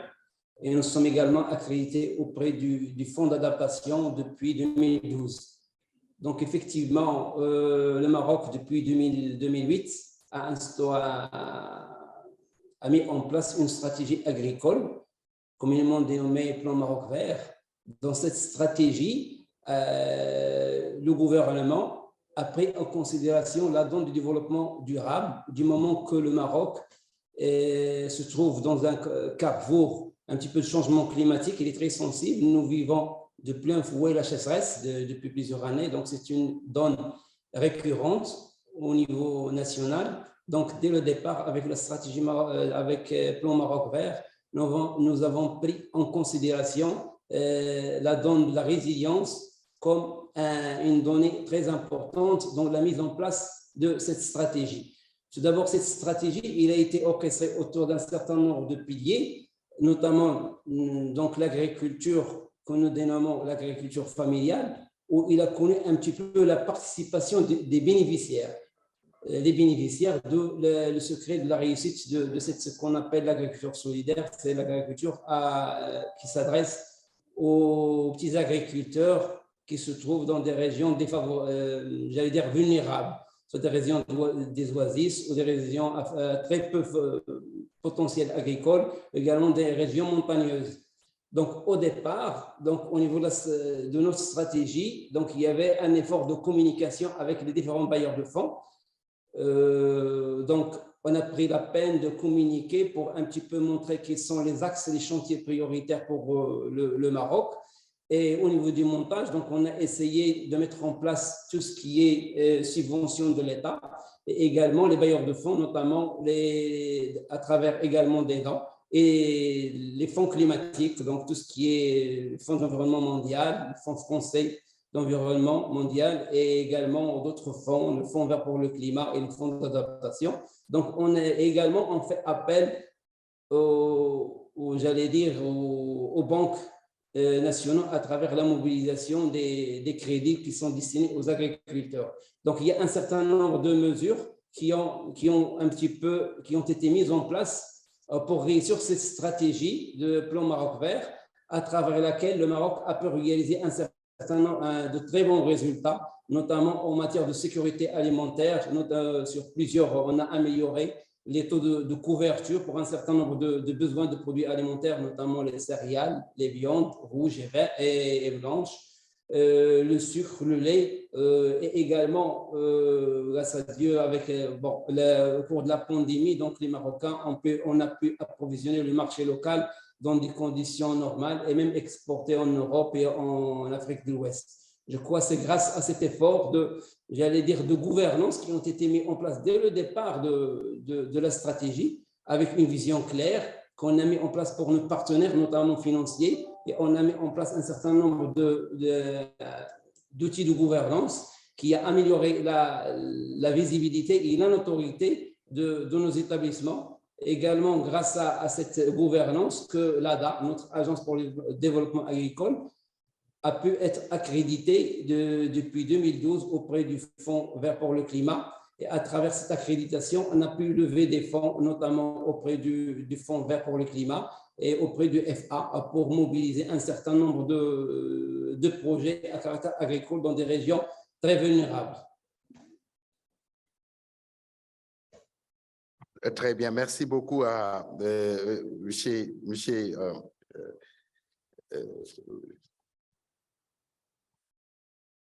Monsieur Abdel Karim Ariba, directeur administratif financier de l'Agence pour le développement agricole du Maroc. Dans l'allocution de l'ambassadrice ce matin, vous êtes cité parmi les 7 premiers pays qui ont consenti beaucoup d'efforts sur les changements climatiques, le financement. Ça transparaît dans ce que vous venez de dire, surtout le fait que vous ciblez l'agriculture dans les régions vulnérables et vous faites un gros effort de communication sur les priorités et les interventions. Et je pense que pour privilégier un peu les zones vulnérables, vous procédez par des subventions de l'État, mais aussi avec une approche de gouvernance, une approche qui met tous les ministères autour de cet objectif important, et les projets que vous mettez en place, effectivement, est une fédération de volonté autour de ces initiatives. Je voudrais vous remercier pour tout d'envergure internationale. En tout cas, merci, je vous reviens tout à l'heure s'il y a des questions sur le message clé que nous voulons que vous portiez à l'attention de l'audience, mais je vous reviens tout à l'heure. En attendant que le ministre du Bénin se mette en place, on peut essayer de connecter avec le groupe africain, African Capacity, Risk Capacity Group, dirigé par notre compatriote Cheikh Jong, que j'ai rencontré plusieurs fois et récemment à Sharm el-Sheikh, qui est en train de faire un excellent travail. Nous allons tester si Madame Lucie Nyarenda, right? Lucie Nyarenda, we are testing if your microphone is loud and clear and if we can hear you from this side of the room. Can you say something? I'm here. Good afternoon and glad to be here. Thank you. Can you hear me? So Lucy, thank you so much. In the strategic pillars that has been exposed this morning, I was very pleased to know that ARC is really supporting climate insurance and mobilizing a number of opportunities that the countries are benefiting from, and I know for sure that Senegal is benefiting from it. My Centre de Suivi Écologique is actively engaged in a small grant program with ARC, where we deliver key information to local farmers. I was in another country in Africa when I saw a TV show where the ARC insurance system and the blending approach you had was quite useful. So ARC is gaining momentum in just creating a new space where climate finance has expressed some the importance of capacity building in many levels. ARC is quite active in that area on capacity building. Can you tell us your experience on where does capacity building need to be strengthening or more, or specifically when we talk about accessing international climate finance? What do we need to know? What do we need to have as skills? What do we need to do differently from your perspective on capacity building to improve the situation in Africa? The floor is yours. Thank you very much, and good afternoon, delegates. So yeah, we also are happy and proud to listen to the report this morning and the recognition that we received on the work that Africa brings to Can we kindly ask every— And really our mandate focuses on not only providing the financing, but also building capacity to enable African governments to be able to prepare better, but also to plan and respond to these effects. And as such, capacity building is a key component of our work on how we work with countries. And mainly, the first, as you may have heard, so we use parametric insurance to provide access to help countries access financing for implementing response. And therefore, by virtue of using insurance, it means risk modeling, risk, the exposure, and also objectively quantify it so that they can plan better for it and anticipate and be able to plan in terms of the financial needs that for implementing response in case a natural hazard happens. So this is really key in ensuring that the different instruments that are used to provide access to finance are well articulated by the countries, and the countries can make informed decisions as to what the opportunities are relevant for their needs, and really just identifying what instrument, climate finance instrument, is responding to their needs. For instance, as I mentioned, that we use we use parametric insurance for providing support. We train national experts in risk modeling. We train national experts in contingency planning for preparedness. And really all of this aimed at equipping knowledge and skills to national experts so that they're able to understand what the parameters of the models that will be used for the insurance component are, just also to understand what is risk transfer, how does it work, what does it mean for so that we can get them and then write a note to Foreign Affairs to work with you guys so that we ratify that. No problem. Because I facilitate. So if I can just continue. So really we've so far trained almost 1,000 experts in all of our member states, currently across 19 countries, or out of the 35 member states that we have. And we are continuing with training more experts in countries just to help them to understand the elements of risk modeling, understanding risk transfer, and really just so that they can engage with the international markets, and also understanding what risk transfer means and insurance when they get into the conversation around insurance. The other area that we are working with the countries in terms of capacity building is just really building awareness and action. And I was glad to hear from Zimbabwe that this is something that they are also doing. We do this through especially focusing on a department might not be directly involved in climate finance, but their policies might impact what the initiatives and interventions in climate finance are saying. And therefore we need to build awareness and understanding across policymakers. For example, I can give an example of parliamentarians. They pass country development programs as well as national budgets. And they need to understand when we're talking about climate change and its impacts and its effects, what does it mean? What are the financing opportunities? What does it mean to their country? What are the existing in-country opportunities for financing? And what kind of policies should they be making to make sure that they create policy coherence for these interventions? And this is part of strengthening the capacity within the country for them to understand comprehensively the climate risk that they're exposed to, the impacts, as well as the financing opportunities that are available to them, so that they can make informed decisions on instruments that will be responsive to their needs. The other areas for strengthening capacity are to do with, in terms of just the systems. So we work with countries to help them to, by providing the Africa Risk View, which is our climate risk financing platform. And this is an instrument which is used to generate climate risk information for decision making.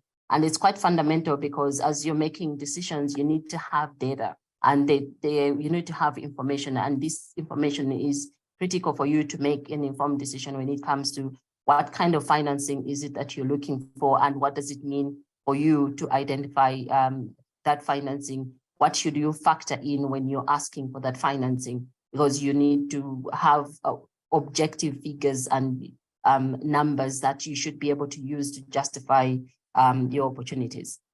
In addition to this, we also support our member states with monitoring and evaluation processes. And this is really looking at helping countries to learn lessons from processes that we work with them on, and identifying gaps which need strengthening. So for example, when a country receives a payout and they implement the payout, we look at how has that process gone and what are the lessons that we can learn from the systems within the entire chain in terms of which are the areas that we need to strengthen. And part of this goes back into learning and restructuring the interventions that the country can use. But also, we also support countries with other cross-cutting elements like gender streaming, for example. And in terms of gender, we understand that climate change impacts women differently. And by understanding these elements, governments will be able to plan better, identify the resources that are needed, as well as targeting the right people in terms of response. So these are areas that we're working with countries.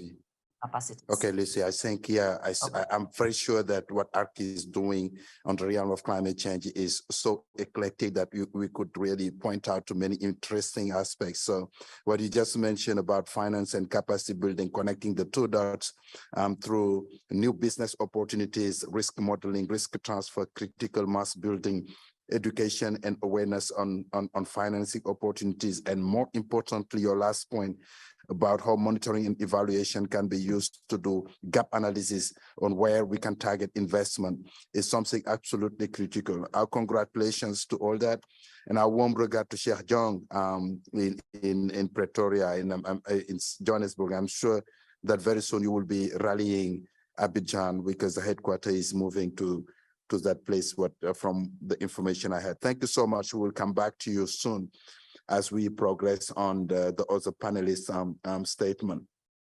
So at this point of time, it's my real pleasure also to welcome my dear old friend, Monsieur Moumini Sawadogo. Je pense qu'on peut parler français, nous sommes tous francophones, Moumini, le directeur régional de Wascal, qui fait un travail extrêmement important dans la mise en œuvre de programmes de formation et très ambitieux, qui a formé pas mal d'Africains francophones et anglophones d'Afrique de l'Ouest. Je dois féliciter Wascal pour tout cela.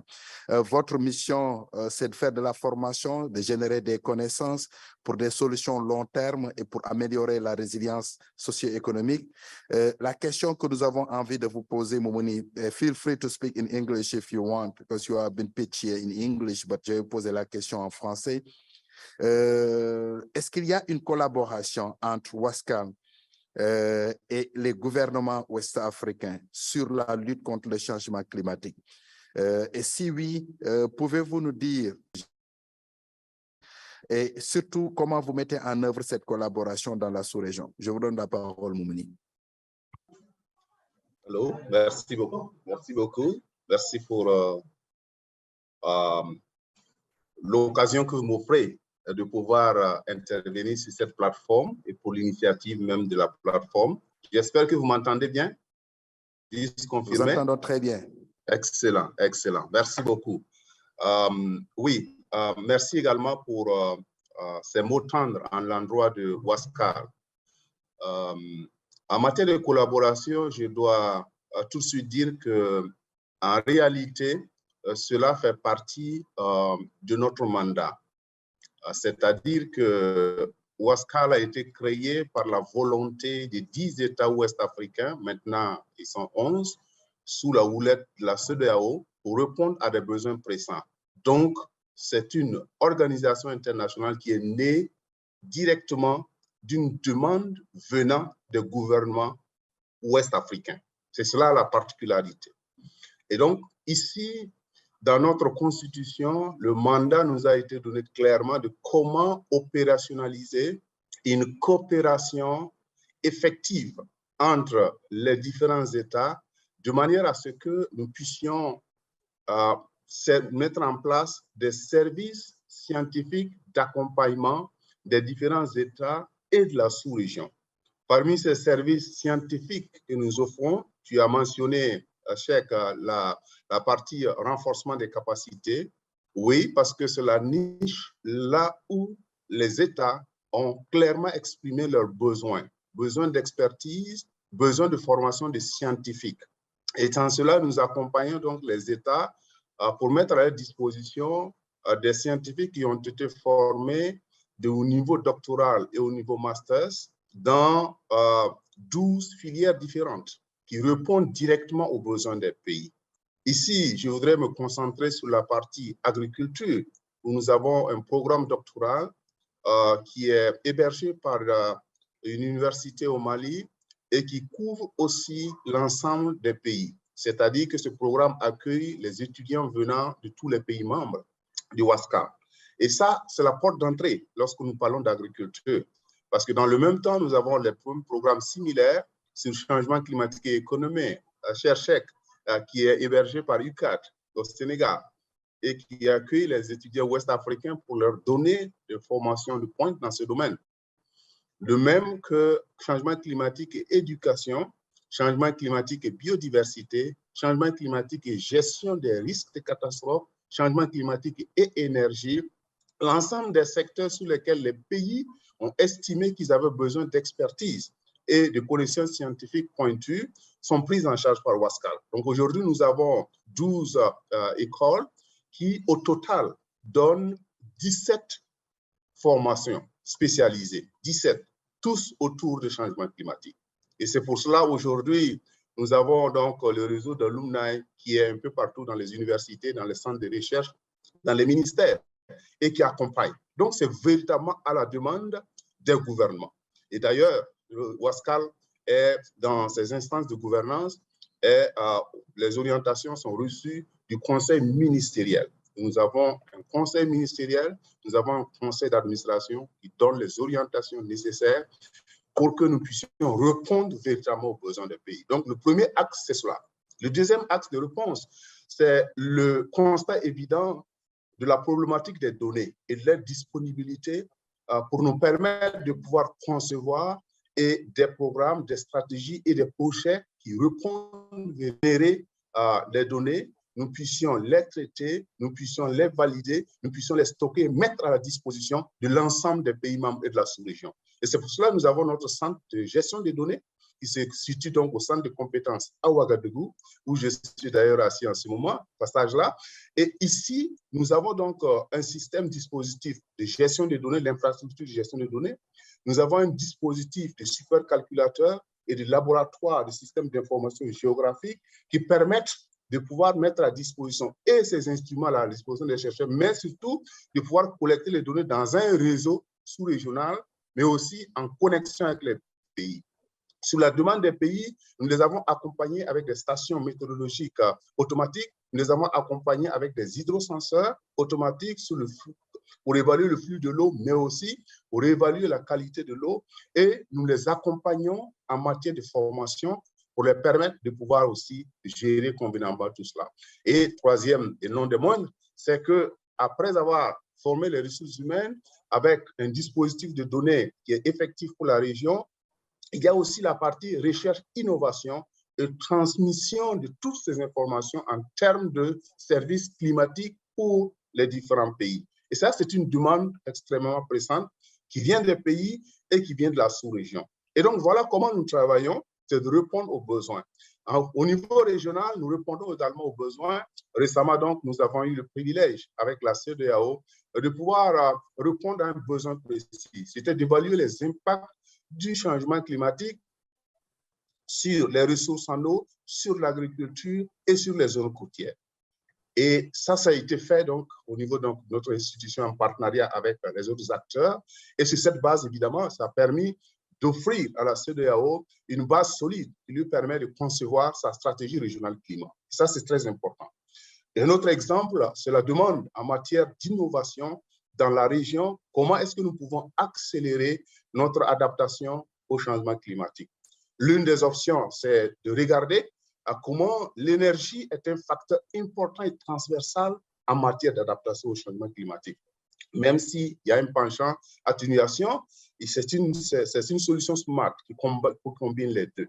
Et à ce titre-là, WASCAL, sur la demande des pays, a pu évaluer les potentialités en ressources au niveau de la région, de manière à ce que nous ayons le véritable potentiel en matière d'énergie renouvelable, mais aussi en matière d'hydrogène vert pour la sous-région, ce qui nous permettra de pouvoir envisager et de voir de manière claire que la sous-région a les potentialités de production les moins chères, même comparativement aux autres régions, et que bientôt, si nous y mettons les moyens qu'il faut, nous serons en mesure de pouvoir accélérer notre adaptation avec une plus grande production d'engrais, qui sont des engrais type vert, fondés sur l'hydrogène vert. Ça, c'est des démarches qui ont permis à la CEDEAO aussi de pouvoir envisager une politique régionale sur l'hydrogène vert.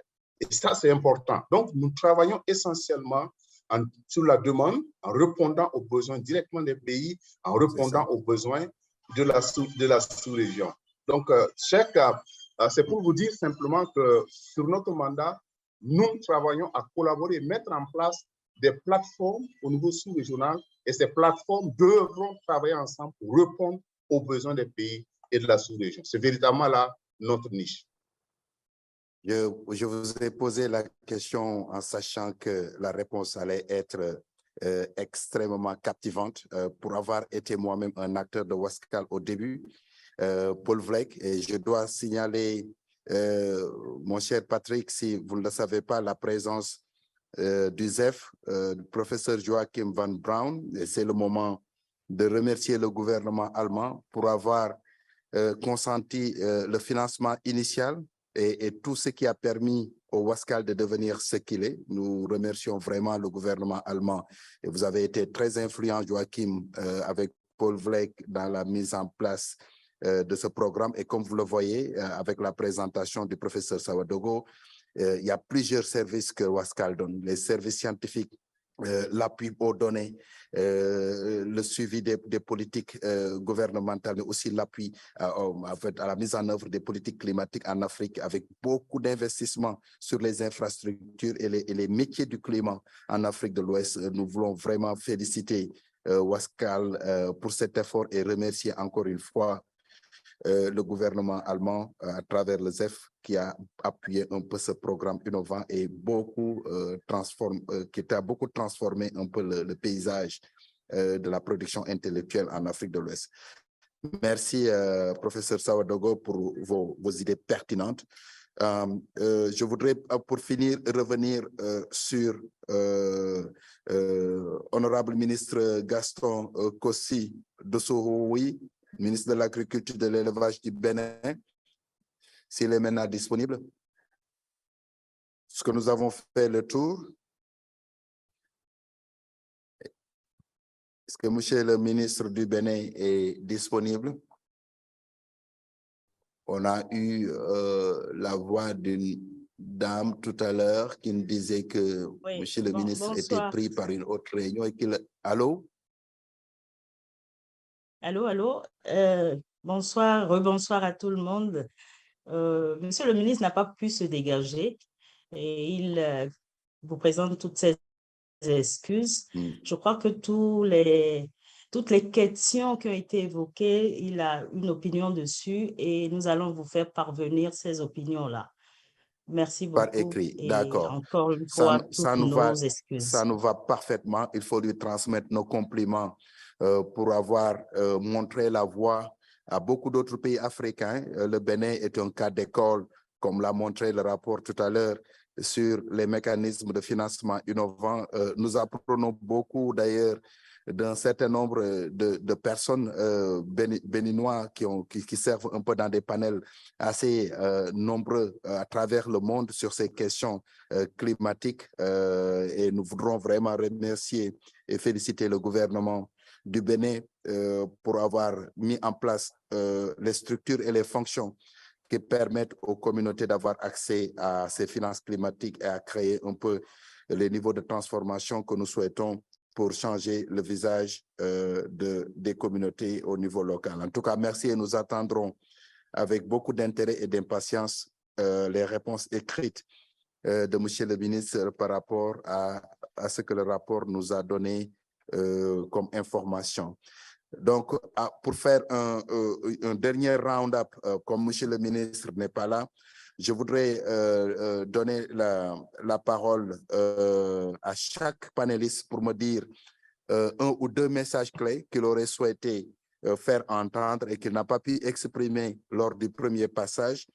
Et dans l'ordre, je veux aller directement sur Patrick Carrera. Patrick Carrera from Rwanda. What is your take-home message? Thank you. My take home is that we first want to thank the academia for having invited such a great discussion. It's very important as African countries and governments to mainstream environment and climate change in our national agendas, but definitely we need to work together in terms of sharing the best practices and knowledge. I want to conclude by calling African countries that have not yet ratified the Kigali Amendment to the Montreal Protocol to do so, because we believe that achieving resilience of food system will require that we also work on the post-harvest handling, especially on the cooling technologies that is needed. Therefore, we need to implement strategies that are enshrined in the Kigali Amendment to the Montreal Protocol. Thank you. Thank you so much, Patrick. Work together to address complex issues. Thank you so much for this very powerful message. And now, Honorable Minister Gaston, on va sauter le Gaston Kossi du Bénin. On va aller au Mali. Dr Alassane Ba, est-ce que vous avez un message final à apporter à l'attention de l'audience? Vous avez la parole, Dr Ba.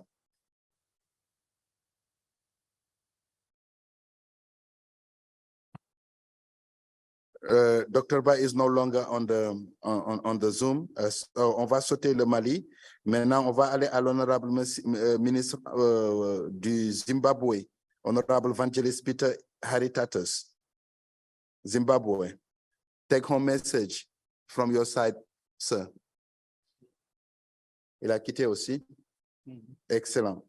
So we go to notre frère du Maroc. Vous avez parlé d'un certain nombre de choses, mais je pense que pour le souci de temps, vous n'avez pas pu développer un certain nombre de considérations. Est-ce que vous avez des points à rajouter, un message que vous portez à l'endroit de l'audience? Vous avez la parole, M. Abdel Hakim Ariba. Merci beaucoup. Donc, juste après mon intervention, je crois l'un des éléments forts je pense, à souligner. Tout d'abord, le Maroc et l'Agence pour le développement agricole entretiennent des relations très denses en matière de renforcement des capacités et de travail en commun avec un certain nombre de pays frères africains. Donc, solennellement, donc, si jamais il y a des entités qui souhaitent collaborer avec notamment l'ADA, l'Agence pour le développement agricole, du moment que nous sommes accrédités auprès du Fonds vert, réaccrédités, je profite de l'occasion lors de la dernière réunion qu'il y a eu à Séoul. Donc, il y a un certain nombre de procédures qui ont été assouplies par le Fonds vert. Donc, c'est l'occasion pour que nos collègues peuvent profiter davantage de la possibilité de bénéficier des financements auprès du Fonds vert. Également, lors de mon intervention, en matière de mobilisation de financement auprès de tout ce qui est finance climatique, donc au niveau de la stratégie, il faut intégrer au départ la composante résilience au niveau de nos différentes stratégies respectives agricoles, du moment que la sécheresse, j'allais dire, c'est une donne structurelle qui revient de manière récurrente et de manière très intensive. D'ailleurs, au niveau du Maroc, mon pays a déjà pris des mesures bien avant au départ en matière de mobilisation de l'eau depuis l'indépendance. Donc, il a pris toutes les dispositions nécessaires pour la mobilisation de l'eau à travers l'édification des barrages. Donc, tous les eaux conventionnelles, on allait, j'allais dire, épuiser nos possibilités. Et maintenant, nous intervenons pour essayer de trouver d'autres mesures alternatives, notamment dessalement de l'eau de mer. Donc, je convie les pays présents ici pour essayer, en matière d'intégrer la composante résilience climatique dans les stratégies de développement agricole et communiquer autour de ces stratégies auprès des différents bailleurs de fonds. Comme ça, donc, les ressources financières sont très, très limitées et les besoins sont nombreux pour nos pays respectifs. Je crois, parmi les outils pour un petit peu drainer les fonds, c'est la communication et nous ayons, j'allais dire, un mode de gouvernance bien précis et clair pour les différents bailleurs de fonds. Et merci. Merci beaucoup, Abdel Hakim, pour ces points importants, aller au-delà du conventionnel et communiquer beaucoup plus pour mobiliser des financements additionnels. Nous vous remercions pour ces messages. Now we are turning back to Africa Risk Capacity. Lucy, do you have in very short words your last take-home message, Lucy, from ARC, if you are still around? Thank you very much. So from my I think climate proofing Africa's food systems, as we heard, is quite fundamental in creating a sustainable ecosystem. And really, in terms of capacity building, we've seen that different initiatives that are happening on the African continent, and we don't need to recreate the wheel here. We need to look at what Africa already has, what is working, what is not working, and identify those gaps and really strengthen and learn from each other and strengthen the systems that are already working. So in collaboration is going to be key in us getting across so that we don't have to recreate new systems and strengthen the systems that are already here. Thank you so much. Thank you so much, Lucy, for the cross-fertilization appeal you're making to learn from each other and to keep collaboration ongoing, because none of our individual center can address the complexity of issue we are facing alone. So we need to do it together. Thank you for this very powerful take-home message. Je reviens et pour terminer avec Dr Moumini Sawadogo. Quel est votre message clé ou vos messages clés à l'audience? Je vous remets la parole, Dr Sawadogo.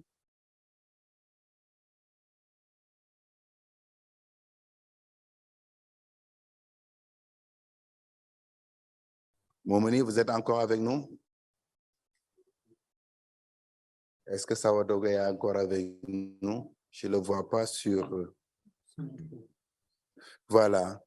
Donc, sinon on peut... Je cette session, just to finish up this session, I would like to thank everyone in the panel. And for the sake of wrapping it up, I want to take the key players in the room for the Malabo Montpellier panel, particularly Dr. Van Braun, co-chairing with Professor Van Braun and Dr. Bajan here on my right side, to give their impression on the variety of points that you have heard from bankers, from ministry, from operational entities, different set of funding schemes, different approaches and functions in institutions, and different targets in terms of thematic area. Is it something that Malabo Montpellier Forum can digest and use in terms of political declinations that will be operationalized in Africa? I'm sure there is a lot to be learned from that. The floor is yours, Dr. Brown. Thank you. Thank you, Professor Scheichenbau. I think there's a very important message from the rich discussion which you have just guided. Yes, we learned from the 4 countries, Benin, Rwanda, Mali, Zimbabwe, but we looked beyond that and got further insights from countries and from diverse institutions in de-risking, in science, in communication, capacity building.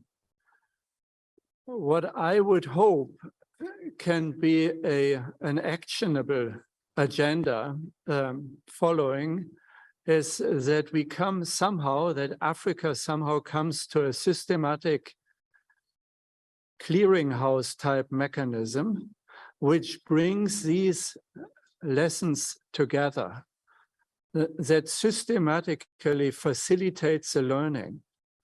Here in West Africa, Vascal can play that role, but I think it's also needed at a all-continental level. So that would be my take home, and maybe Usman, as a follow-up to this interesting discourse today, we can revisit that opportunity. Thank you. Thank you. I think this point is a long overdue, important action, a place-based sharing of knowledge where we cross-fertilize and we make available the type of information for different areas of action in climate change. And I love the clearinghouse option to create a momentum and a coalition for data and data sharing. So, Dr. Bajam, I'm sure this echoes a lot what you have been talking about the last 10 years or 20 years on the area of food security. What's your take on that? Absolutely. Thank you, Profembo. And thank you, Joachim. Of course, my bigger thank goes to those who have joined us for the last hour to go through this panel.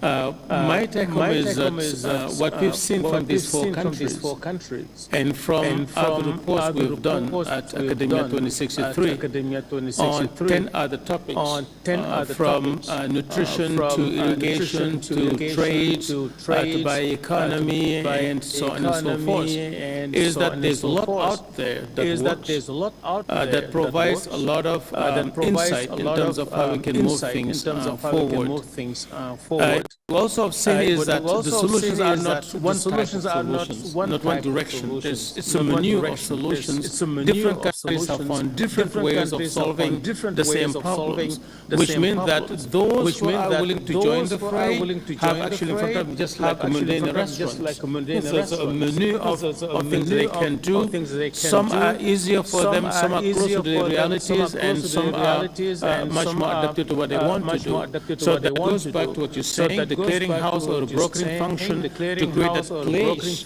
where we can grab actually to basically skip the learning curve, so to say, and move directly into action. So I think this is something quite important, and we very much look forward to being part of that with our colleagues from FASCAL and somewhere else. So let me stop here and perhaps just raise an announcement before we go to the next session. It's getting a bit late in the day, but also we have most of the panelists from the second panel round already online. So rather than going on a break and let them just sit for another 15 minutes online, we're going to propose we just go ahead now and start the last panel as a courtesy to our colleagues who have taken the time to join us early. So if that's okay with the audience here, I will give the floor to Professor Joachim von Braun, who is going to be moderating the next session. And thank you to all of those who have joined us online. Thank you. Thank you, Sheikh, for moderating this. Thank you so much. Very much appreciated.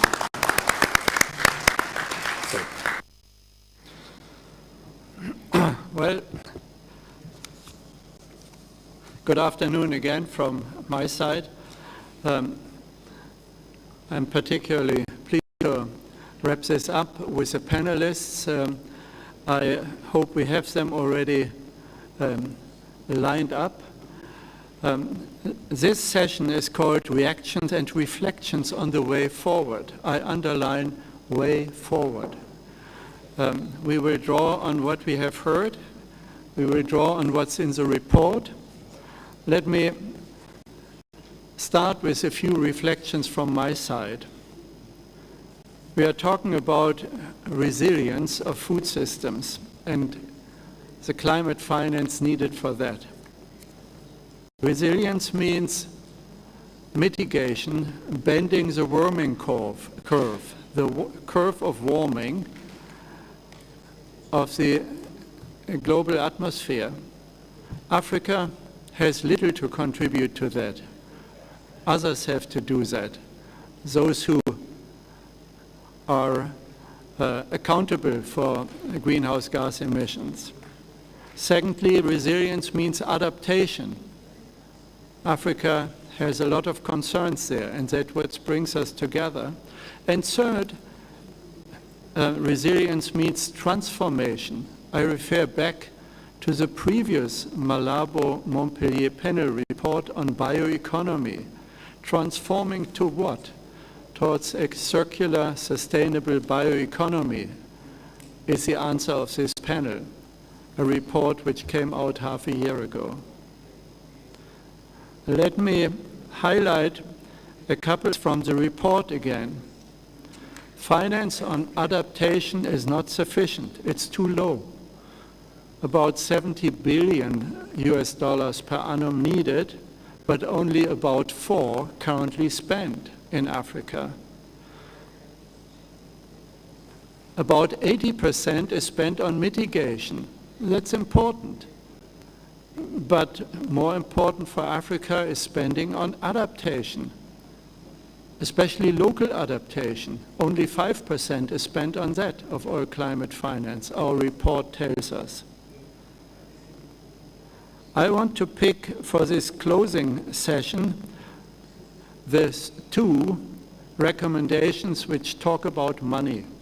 We have to talk about money, how to scale it up, and you need to understand, as was mentioned, the whole value chain of climate finance. Our proposal for solutions, number 3, was scale up private capital for food system adaptation. So we need to come to that in the context of overall mobilization of capital. And point number 5 of our 5 recommendations, Africa to coordinate the donor policies and programs so that access to more and better finance is happening. I find it of great significance, by the way, also highlighted in our report, that national adaptation actions in Africa comes a lot out of national financial resources. And so African governments have reacted to the risks and the threats. That needs to be recognized. We have a panel which I hope is present on the Zoom, which shall be led by Dr. Agnes Kalibata, the President of AGRA and member of the Malabo Montpellier Panel. I look to our technology corner to ask if Agnes Kalibata is on the Zoom. I see her here on the screen now. Agnes, if I may, a warm welcome. The question which we have for you is, of course, how do you see the opportunities to connect AGRA, the alliance that addresses sustainable food system transformations in Africa? How do you see AGRA engage in the climate resilience and adaptation activities? And what would you reflect at this stage on what you have heard on the previous panel and what you have seen in the report? Let me highlight, you are a panel member of the Malabo Montpellier Panel, and we very much appreciate that. Agnes, you have the floor. This session is rather brief. I cannot give panelists more.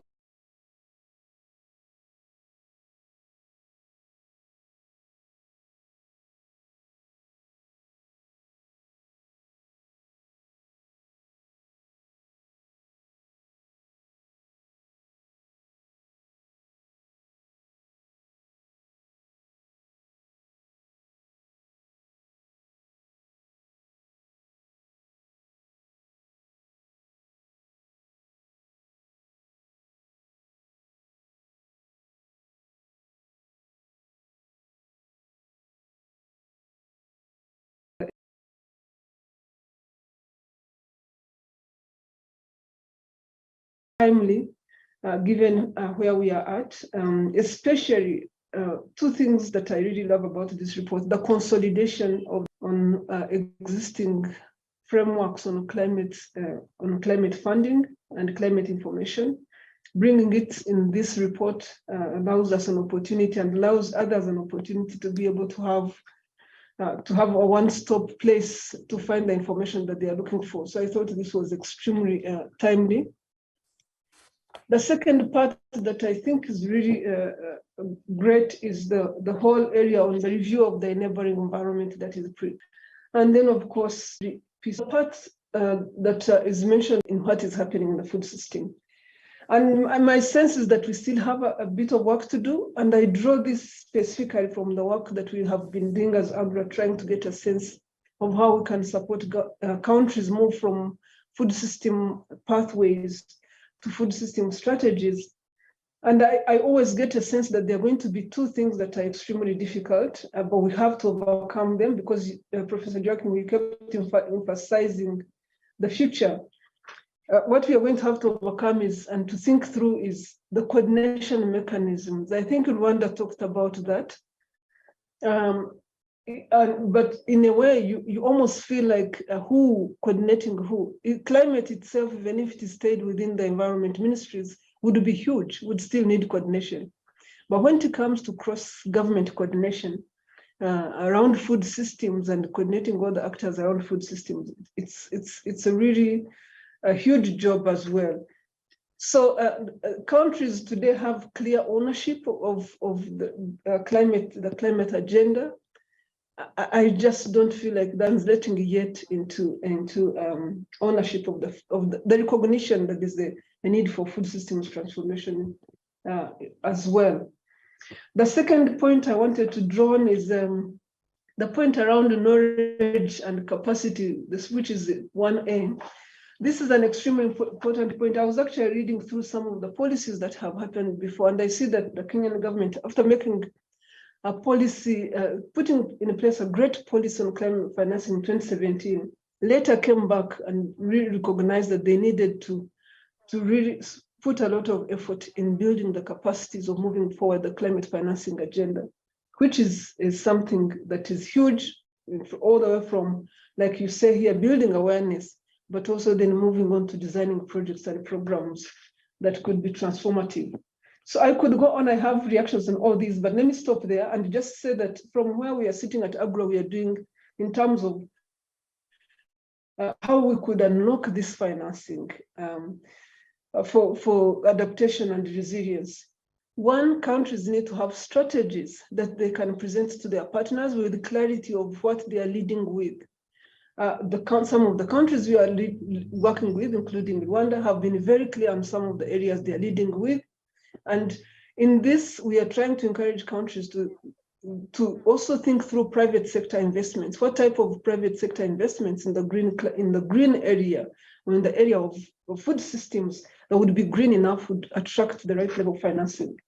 And these institutions that are working to, like we said, we promised at the AGRF to develop a food system guideline, a guideline on how to develop strategies that can then flush out many of these investment areas. But we want to make sure that these things are comparable. I think you kept talking about the ability to have a system that allows you to collect data, the ability to track, the ability to compare.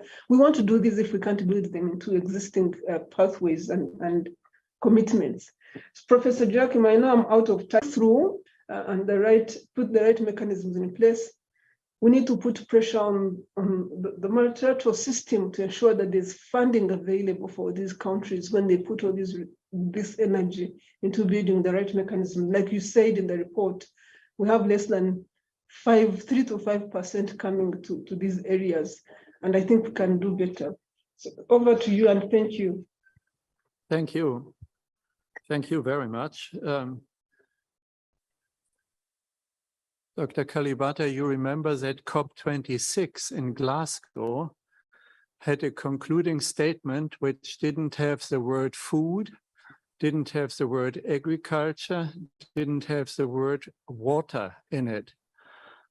COP27 had all three words in them, and you were among those who helped bring this progress in words about. And there is even a follow-up process for the next 4 years to make sure agriculture is considered in the climate agenda. So thank you for your initiatives. Let me ask if Dr. Ildefons Musafiri is on the call. I don't see the minister. Yeah, I the can see state him. minister. Here. I'm here, Prof. It's here. Okay. Okay. Honorable Minister of State, Ministry of Agriculture and Animal Resources from Rwanda, welcome to this panel.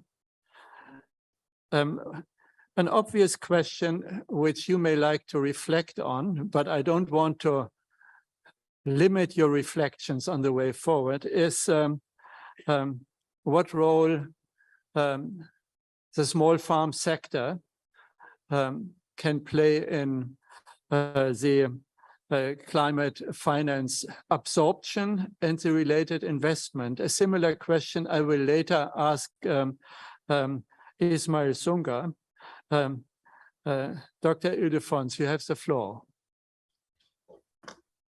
Thank you. Thank you, Professor, co-chairs, honorable ministers here present. Dr. Karibata, President of AGLA, participant, especially my distinguished Professor Von Braun. Nice to meet you again after a long time. And I'm really delighted to be present at this workshop on the important topic on climate finance and food systems. So I think this report that you have launched today is coming in the right time. We are facing some challenging times, and the world and the continent at the same time, the health, the economic, the geopolitical crisis are now coming together in a perfect storm to initiate a food security crisis. And I think we need really good solutions. And if you look at on our sector, the cost of fertilizers has almost tripled. And inputs are even not available everywhere. So, and as this is not enough, then you have this climate change and this weather-induced climate that are really heavily impacting the most vulnerable people, including the fed crops, livestock losses, and this is a burden to our growing economies, which is suffering. So in Rwanda, our 2018 data shows that our climate-related disasters cost Rwanda more than $200 million in damage to property, crops, livestock, and the other losses. And we also observed that almost 700 tons of soil are washed away every year per hectare on cropland, and 26 of them are just caused by the erosion. So they come from the risk zone. So our country is hilly and very prone to erosion. So coming to your question, so that means our smallholder farmers who have to fight the uphill battle to get food. So they need this kind of safety nets to be able to survive. So our solutions to shield our farmers from negative climate change effects now must be even more holistic and innovative. Climate finance represents a great opportunity to complement the national budget in investing in climate-resilient infrastructures for production and promoting climate-smart practices such as drought-resistant seed varieties and sustainable landscape management options. In Rwanda, we have made deliberate effort to position the country as a prime destination for climate finance by creating an enabling environment and capacitating the Rwanda Green Fund that even the Montpellier report has highlighted, which is a good initiative.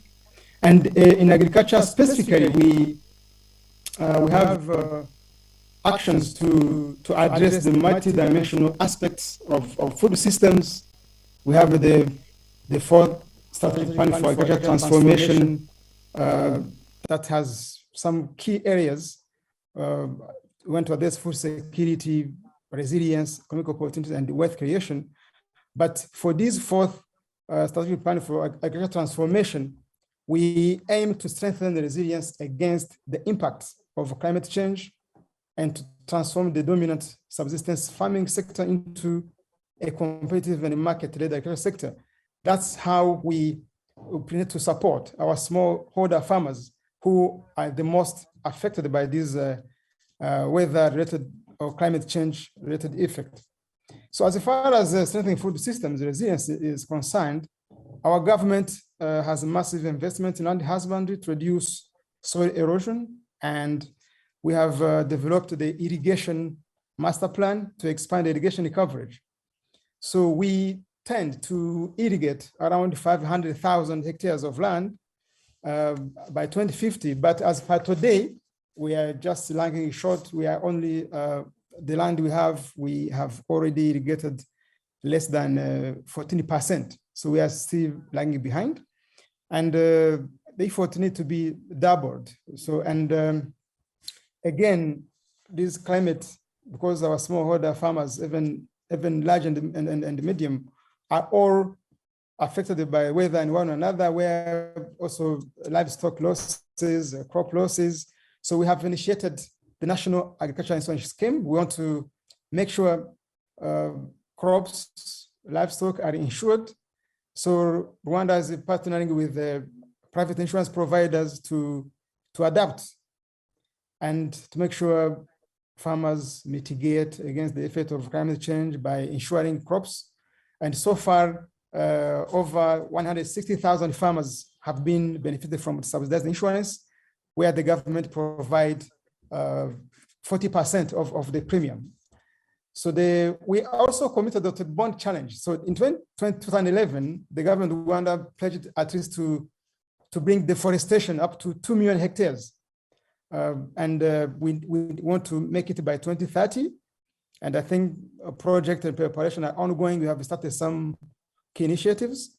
Access to climate finance is a daunting challenge to our economy. In fact, so if we look at the updated national determined commitment, adaptation intervention will cost us around $523 billion by 2030.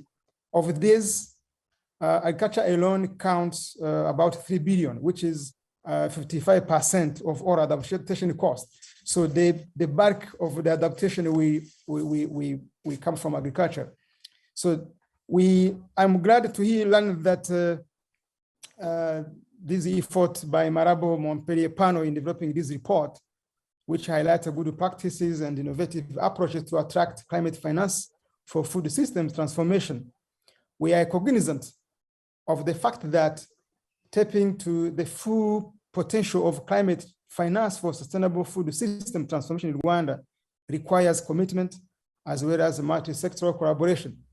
So I've seen many Rwandese have participated in the previous discussions, as the Permanent Secretary of the Minister of Environment has made some good comments where he mentioned that some legal framework is there enabling environment, the investment code, the housing environmental law, land law, climate change policy, national agricultural policies. So these policies and legal framework, they provide a strong basis for climate change mobilization. And we are not satisfied by status quo. We are keen to continue and set where all these infrastructure or these institutions in place to make sure that we attract as much as we can and we manage them and use them efficiently, as has been the culture for our country.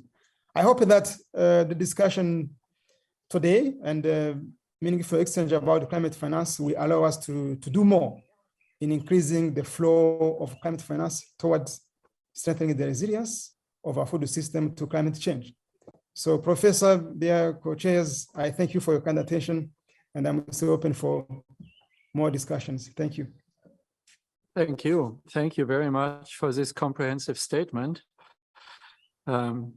You emphasized resilience strengthening investment, such as irrigation, insurance, and we had touched on that only in passing so far. And you mentioned safety nets. I believe you and your country are well positioned to tap into loss and damage funds that in principle at least have been decided in COP27, but they will only flow when there is good opportunities and transparency to channel loss and damage funds to those who really are suffering from it. So we need to build the information base, and it seems you have built it in Rwanda already. Let me turn to Mr. John Hermans, our next panelist, Senior Country Engagement Specialist with the NDC Partnerships. NDC, I understand, or we know, is a large organization, 200 members, a platform which can facilitate learning.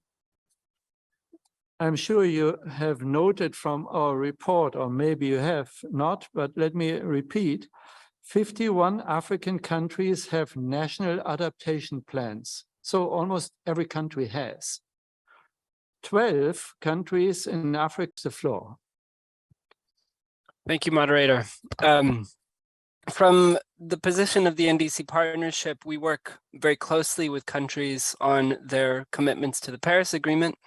We're a coalition of not only the countries that need support for implementing and achieving ambitious climate goals, but also the international organizations that can provide it. So through our work, we try to coordinate those that can provide financial and technical resources to the priority needs of the government. And I think through that work, this really complements, I think, what Dr. Musafiri was discussing in terms of some of the mainstreaming.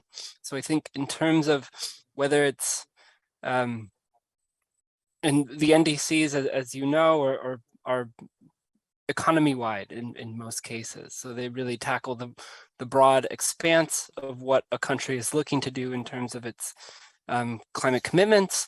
So not only agriculture, but also energy, transport, water, etc. And making sure that it's a full picture of everything that needs to go into achieving increasingly ambitious climate targets. So to the extent that countries can mainstream those commitments within national development plans or sector strategic plans or their own policy frameworks is really the first part.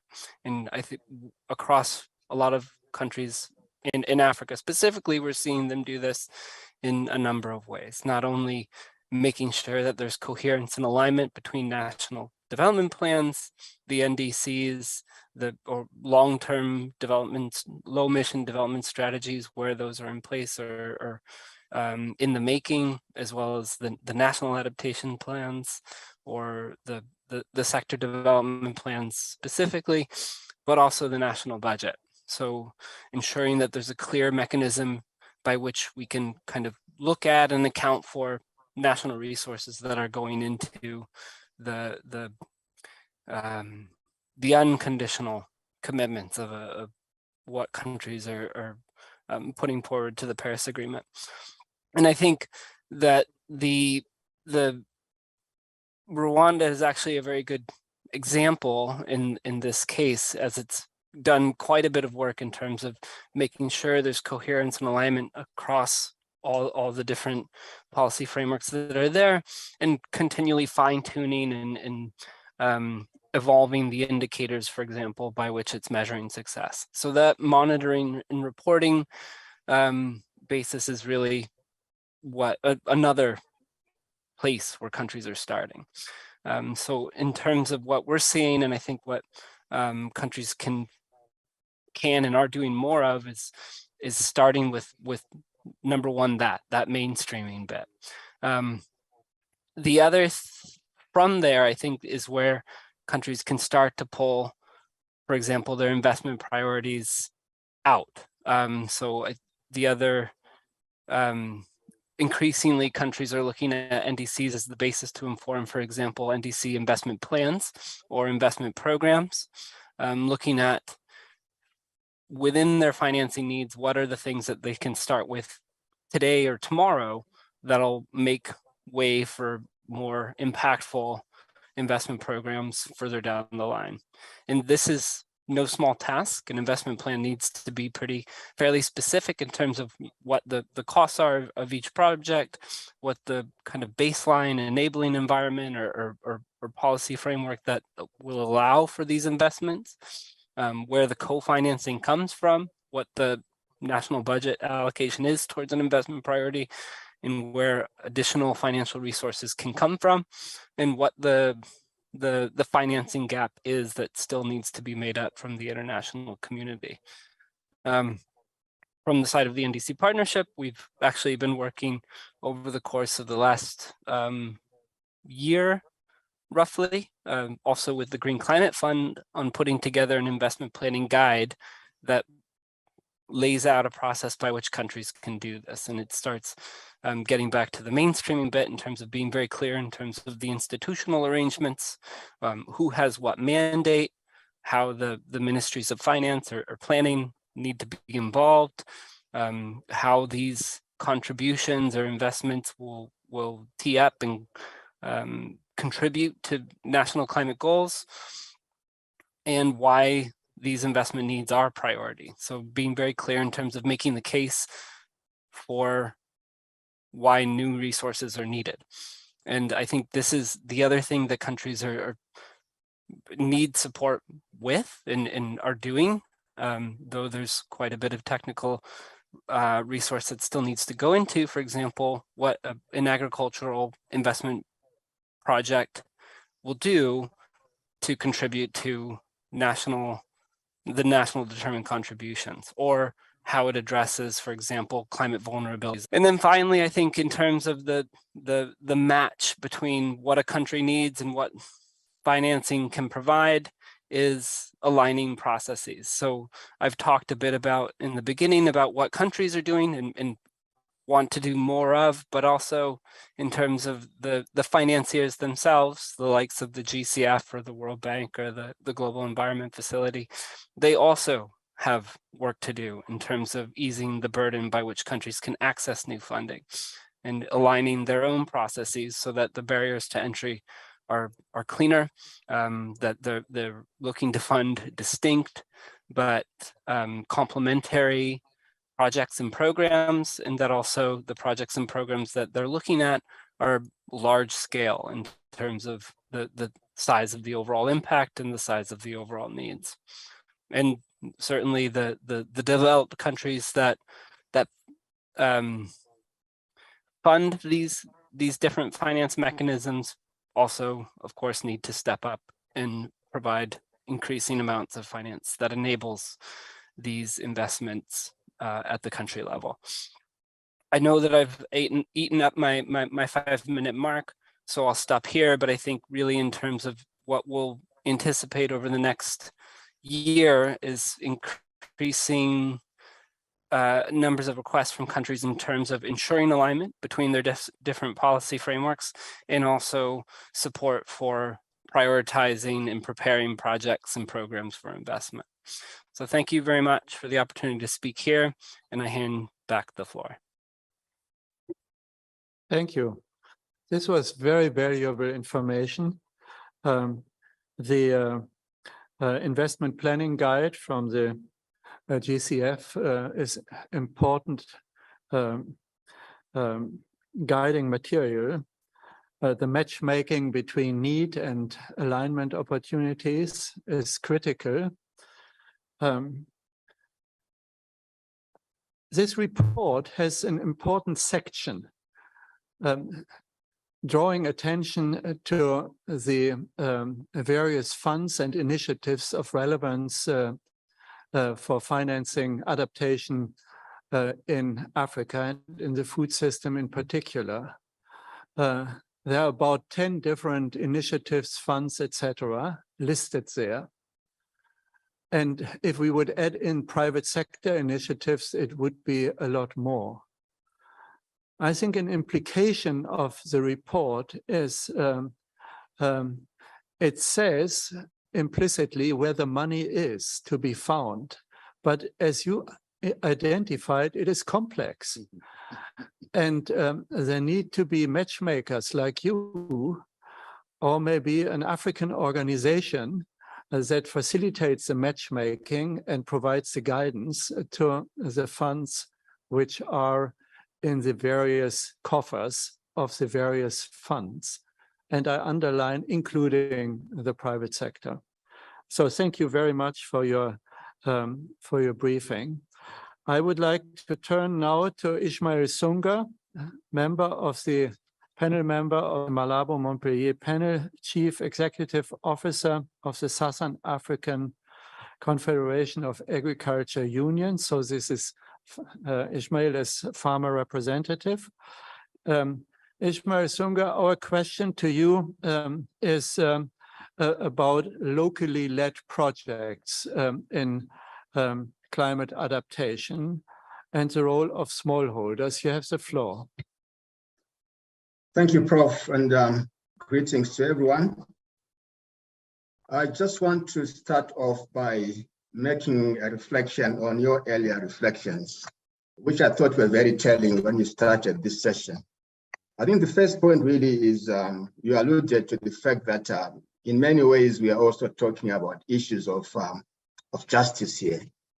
So whatever we do, we are really also looking at justice in the future. And you spoke to the matter of transformation, and you juxtaposed a transformation in the context of food systems. And if one takes it even further, a key pillar of the food systems work that was led by Dr. Agnes Kalibata had to do with issues of equity and fairness in many respects. So fairness is an important element that we sure need to take into account as we talk about climate financing and related matters.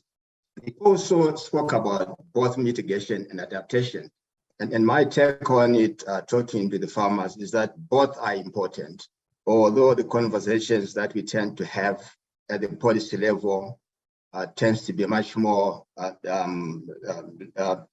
linked to adaptation financing for good reasons. But adaptation has got, in my view, a very interesting dimension to it. You adapt because you need to survive. Sometimes you are not pushed to adapt.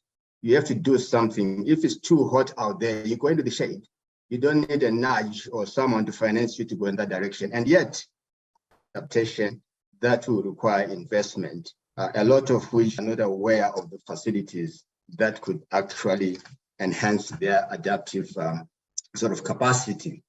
There are also issues that are important here that if really we are talking of adaptation financing more particular, the question really becomes whether there should be the financing mechanisms should necessarily be one that requires or that will end with farmers in serious debt. So one would argue that as a matter of principle from at least our constituency, we would not support adaptation financing that will impoverish farmers by making them incur long-term debt, since the outcomes of their efforts are to do with the general goodness of the entire system. And we also believe that a much more widespread crowd-in type of financing arrangement is important, in which perhaps government provide the backbone infrastructure, that is adaptive capacity, that enables both private farmers as investors themselves, as well as the private sector to come in and invest much more. So the point being the point being that perhaps in terms of targeting, we really need to look at public financing, targeting backbone infrastructure. For instance, digital infrastructure that provides the information, which is the first line of defense, first line of information that will increase the adaptive capacities of farmers at scale and across the entire breadth and width of all the different countries. So we need to be fairly strategic in the way that we focus on public financing and how we actually scope and define adaptive financing. The third point really is to look into the future. We're talking about the future in many respects, and anchoring a lot of our adaptive efforts or mitigating efforts around a new generation of farmers is going to be critical. And also related to that, Prof, in my view, is more to talk about opportunities that are emerging from adaptation and from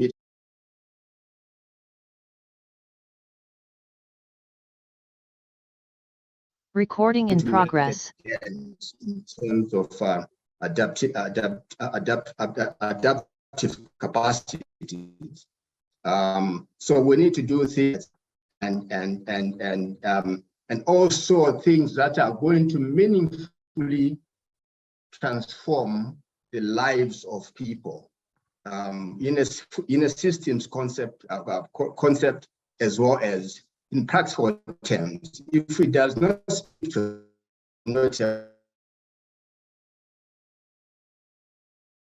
and I would urge we use the food systems paradigm in order to drive this forward, because it has all the right elements that talks to all the different outcome areas, more specifically from a farmer side, that also speak to improved qualities in significant ways of their lives and livelihoods. I'll stop here, Prof, and take questions. Over to you. Thank you so much, Ishmael Songa, for this succinct statement emphasizing justice, fairness, climate justice, clarifying your position on mitigation and adaptation. Yes, we need both. If mitigation fails at a global scale, there are limits to adaptation. You mentioned a 50-degree heat wave kills and ends outdoor work. And we have seen that this year in South Asia, for instance, in parts of India and Pakistan. But you also highlighted opportunities, and thank you for that. You gave an interesting example. I would like to add the potentials of carbon farming, measured carbon farming, and thereby getting compensation to creative farmers who capture with productive agriculture carbon in the soil. And the large numbers must not be forgotten. Colleagues, it's wonderful to have the four of you on this panel.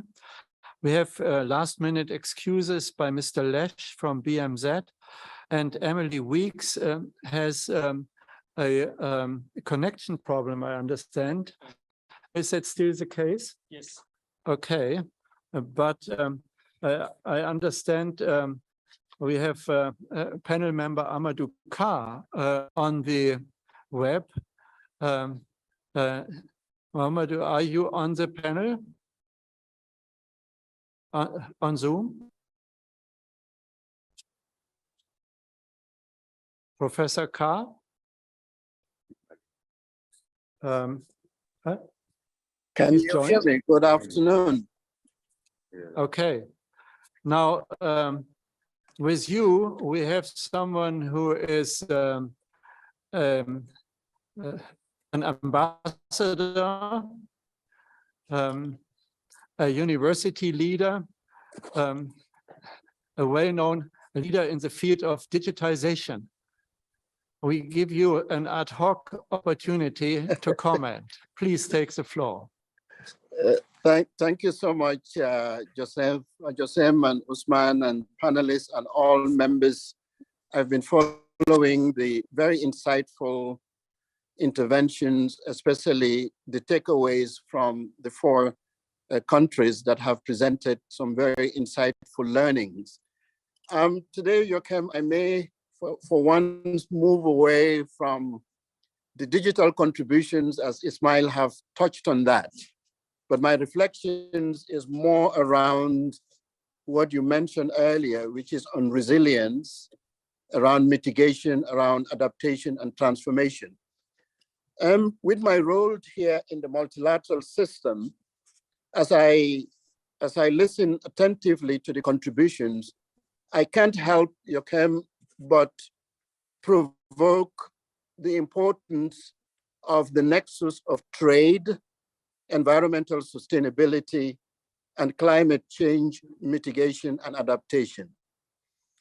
In my mind, it is important for us to elaborate on the possible trade-related solutions and actions on climate change and the challenges and opportunities for our member states for sustainable trade. The other point that provoked my mind as I listened to the very diverse interventions around climate financing, I can't help but query what role do we foresee for trade in helping our countries to achieve their climate mitigation and adaptation goals and objectives? The other point I wanted to add is there a role for increasing aid for trade support towards building trade infrastructure to boost climate resilience and competitiveness? Also, there was a lot of discussions and contributions around capacity building. And I'm wondering about the role of technical assistance and capacity building in the form of financing and technology transfer to support our countries in their transition on the point you've made just a minute ago in their transition to a low carbon economy and meet environmental standards for export of markets.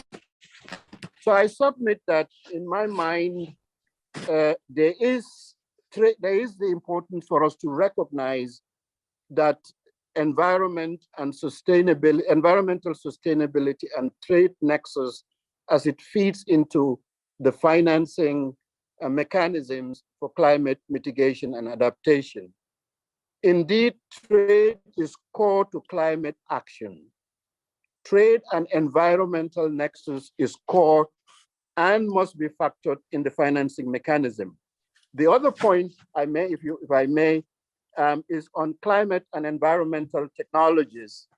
I said I will avoid getting into digital and emerging technologies, but I can't help but add that climate and environmental technologies are essentials for monitoring, for forecasting, for surveillance, for real-time alerts, for more effective and efficient response as inputs to de-risking supply chains. The centrality of development on climate mitigation and adaptation goals is also critical. So the centrality of sharpening the focus on smartening, contextualizing, strengthening trade ecosystems and value chains is also an important element that I feel must be reflected upon. So as I said earlier, trade is core in the efforts of climate mitigation and adaptation goals for our member states. So an efficient balance of the nexus of trade and environmental sustainability must go beyond the usual rhetoric, but to be meaningful for climate mitigation and adaptation to achieve impactful and sustainable goals. Given the centrality, as I submit, of trade on climate mitigation and adaptation goals, we must rethink and step up commitments on the balance of this nexus of trade and environment. This will require strengthening and adapting climate and environmental technologies for monitoring, for forecasting, for surveillance, for real-time alerts, for more efficient response as inputs, and de-risking climate and supply chains. And as Ismail was saying, we cannot do this without a data infrastructure and digital infrastructure as part of the capacity building. So we must consider commitments to evidence-based approaches to drive improvements of trade rules and infusing evidence-based flexibilities in these rules. And I will stop there, and sorry for taking a bit of a time. Thank you so much. Oh, thank you very much. Thank you very much, Professor Khan. Mahamadou,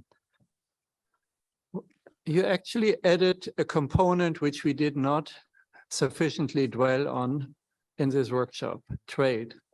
It's a blessing that the African Continental Free Trade Agreement is in progress, because an Africa under climate stress will have to trade more, because climate stress hits regionally differently, and the infrastructure for facilitating that trade is essential.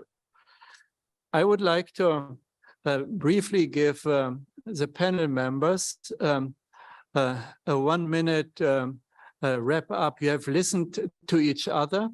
You have further thoughts. I would like to ask you to give us one pearl of wisdom from you, not more than 1 minute. Then I will call on Scheikenbauer and on Usman Badiane to make closing statements. Before that, I will say a few closing remarks. Agnes Kalibata, you have the floor. Agnes? Thank you, Professor Joachim, and thank you, panelists that have contributed alongside myself. I think the point that we are ending on trade is an extremely important one because it's going to determining where we are at today. The cost of living crisis is the result of the vulnerability of our trade regimes, and it's going to be a determining factor. I was rudely awoken to the fact that as countries try to comply with carbon measures especially some of the countries we are trading with, actually it's going to be even more difficult to trade. Some of the things they are going to have to do is to shut down some of the things we've depended on countries to do as way of surviving in our world. So which made me think, what type of world then are we going into if trade as we know it becomes questioned? And yes, it's been questioned for good reasons, but does that mean that we all have to start thinking about self-sufficiency in everything we do? For me, the parting shot would be, we must think about the right balances in our food system, in climate change as we go forward, to make sure we don't make worse. Thursday and Friday this week here in Dakar, Senegal, the EU-Africa roundtable. The point you were just making played an important role in the discussions.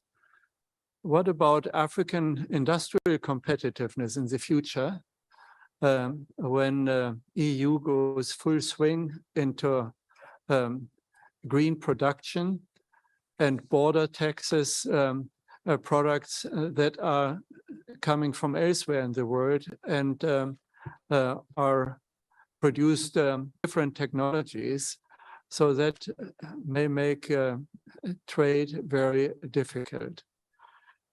We have to watch this, and it's again a question of fairness and adaptation of whole ecological systems. Dr. Ildefons, you have the floor for your take-home message. Thank you, Prof. I think it's good to listen to this high-level conversation. As for me, I prefer more listening than talking of climate change finance. So I would rather be informed on what to consider and what to calculate, how to trade, because some important, some forests, some agricultural farm, and I ignored, and including some national parks and reserves. So I think there is a way to rethink the way the carbon market functions and make it in a way to benefit the smallholder farmers. So I'm not sure if I'm making right, but it needs to be reconsidered. Maybe I was thinking maybe the Montpellier panel can also write on that and propose some suggested measures. Thank you. Thank you. Very clear. John Hermans, the floor, please. Thank you. I think in terms of my last remarks here, the point on trade, I think, is a big question mark. I think the global kind of shifts, especially with disruptions from COVID, are going to really redefine a lot of the agreements that we have between countries. Fortunately, Article 6 and a lot of the carbon market restructuring that'll go on, I hope will at least provide a little bit more flexibility and new mechanisms by which countries can kind of access and make agreements through that channel. But we'll see. It really will force countries to be very strategic in terms of what they're willing to trade. And think we will see countries really come up with some interesting new schemes. Along that line, really, the more specific the countries can be in terms of what their investment priorities are and what the kind of background or foundations that support those are is the most promise, I suppose, in terms of mobilizing new resources. So not only what the policy frameworks, the enabling environments, as well, what needs to be done to kind of strengthen those, but also what money needs to go towards and how it will contribute to a climate goal. So I'll end there, but I think the next years will be very, very exciting ones for sure. Putting it mildly, very exciting. Thank you very much. Ismail Sunga, please. Thanks, Prof. 2 points. I think the first point really is that I really fear that we shall all be going the usual way of fragmented projects that maybe are not going to get us anyway, like we have done in the past. We are still on that software where we are going to be doing a lot of pilots and projects that might be satisfying locally but won't get us that far.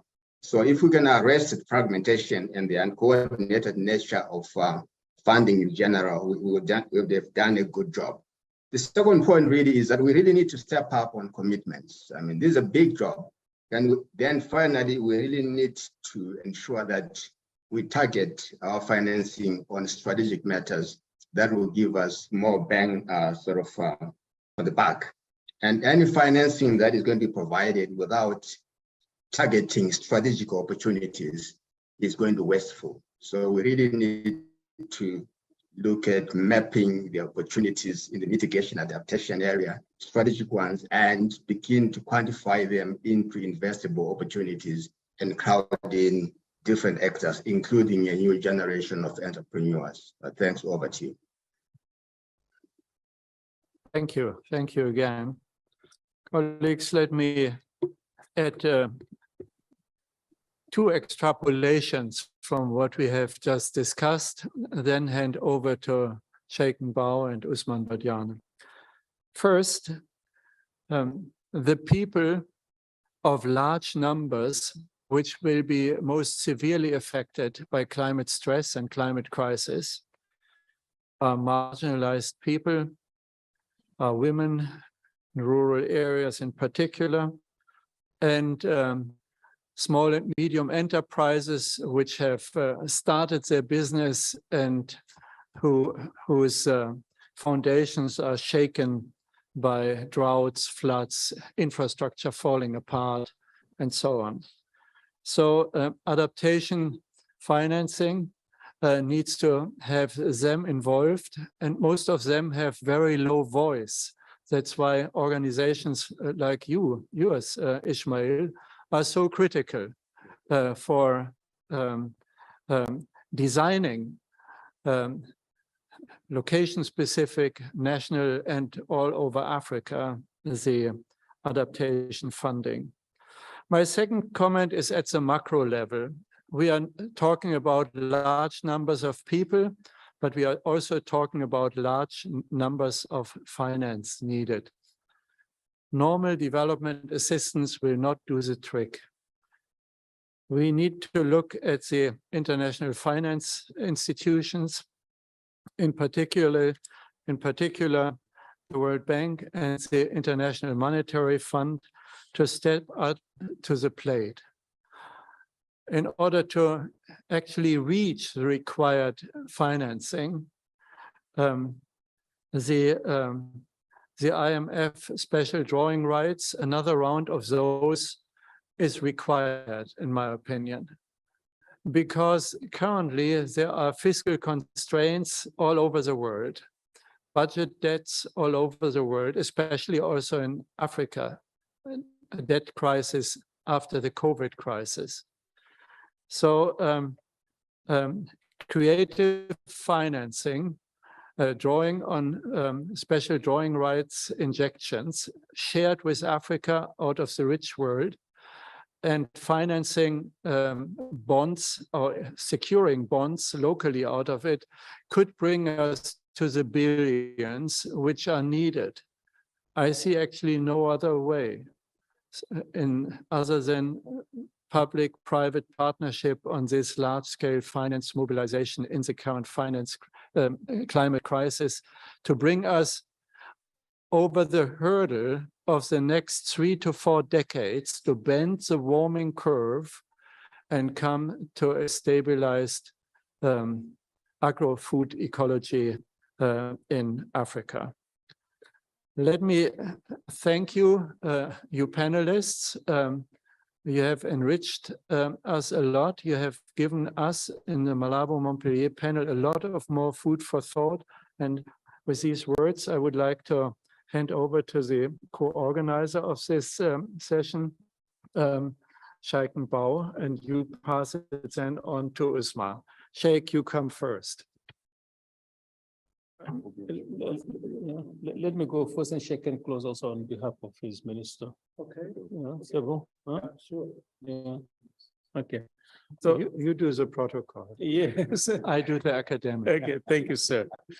Thank you. Thank you very much.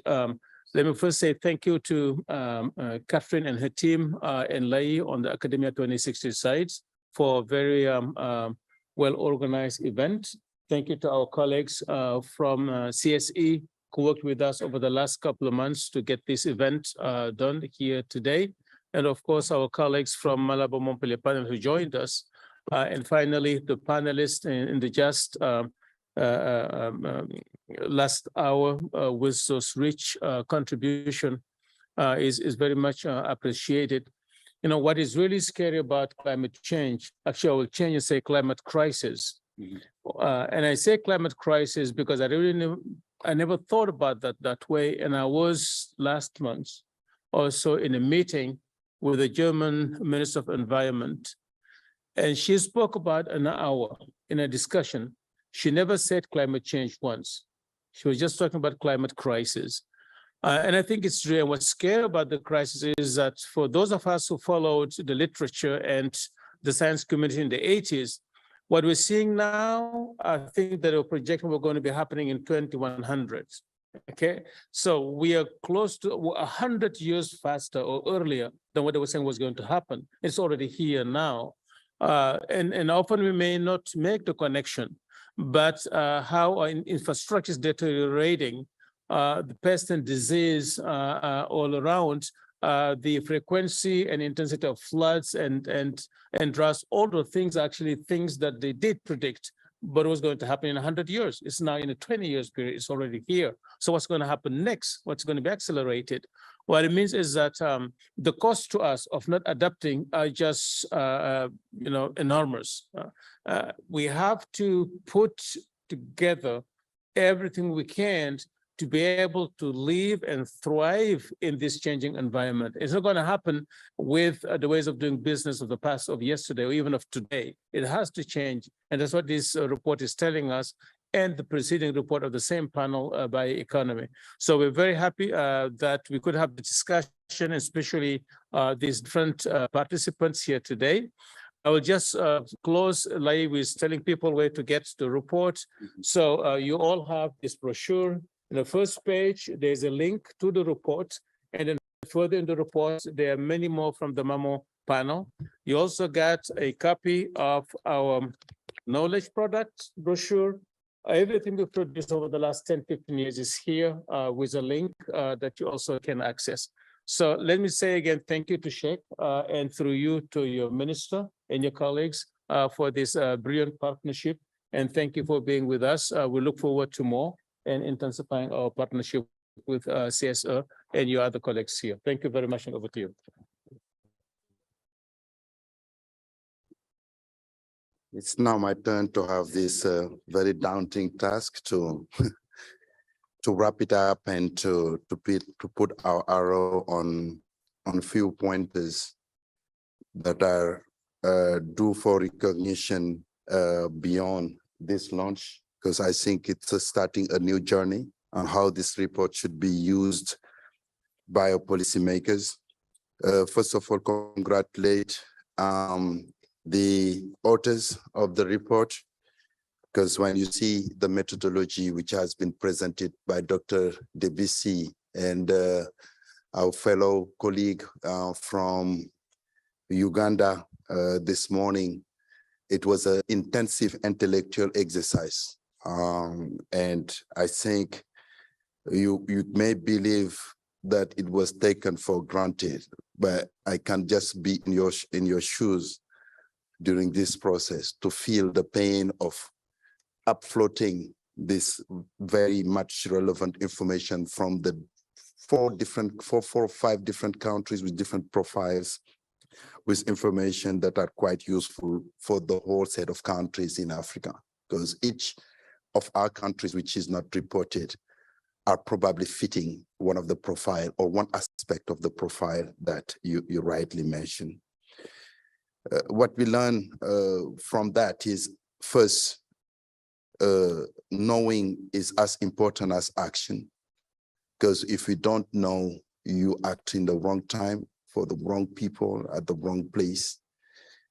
But knowing and acting are things that should go together, and we are very grateful that you bring that to our attention. The second thing is, you are inviting us to rediscover the purpose of doing development. The business as usual, what we call conventional approaches, is no longer the approach to face the complexity of issues that we are dealing with: climate change, environment, biodiversity, plastic, pollutions, and those kind of stuff. To address complexity of things, we need to break our path-dependent approach of development and create new space for rethinking the purpose of our development. And we can't do it with not questioning the morality or immorality of certain things we do. So we have to really be bold to see where to really put the finger or shake the tree to make sure that even if it comes with pain, the pain will lead with something which is meaningful for our communities and for our countries. Take-home message, it will be a bit pretentious from my side, but I think it's important that we agree on the new aspect that needs to be addressed to do things differently. What do we need to do differently to create a better Africa in this Malabo Montpellier? And I like the fact that you're crossing boundaries, you're accelerating momentum through partnership and getting the best out of the Western world to the best out of Africa is certainly one way to humanize this approach of coalition and confluence of willing. The second point, which seems to me quite important, is that you're addressing hot topics and hot spots with a great sense of agility on, how politically you can pitch these issues without trying to be negative. It was quite, catching my eyes when you talk about Zimbabwe, Malawi, and Benin, but only building a rhetoric on positive vibes. Because what we are looking in the news, and I listen to the news just looking how much of the time the journalists from the Western world will depict Africa only with negative options, only with negative perspectives. And if the message we are giving to Africa is only doom and gloom, is on the, blast and explosions, there is no place to construct a positive rhetoric for our continent. By having this report, when you're saying we can do things differently, we can be a better place for this kind of policy, you are giving hope. And that's what academia should be all about. How to use science to give hope to our society, how to use science to make sure that our policymakers knows we can be a force, a place for placing new ideas that Africans themselves will elaborate from the deep intellect that we have, that could transform the continent itself. This report also is showing where the new threats are going, where the trends are. We talk about climate change, the risk, but how to specify risk in a way that we understand without investing into those. We are canceling almost everything we are investing in, and we are proud of investing in those areas, but without resolving the issues of food security, of climate and health, on heat wave, on water shortages, making sure that our coastal erosion is taken into control, our fisheries, and all those areas which are the backbone of what we mean by development, without knowing and being aware of how to do that, is certainly something that will not lead us very far. And finally, to do all this absolutely heavy lifting exercise, we can't do it with bare hands. We have to connect the dots. We have new funding mechanism. And those new funding mechanism, it's something which comes from the report, is not just an expectation from bilateral funding to come from abroad for us.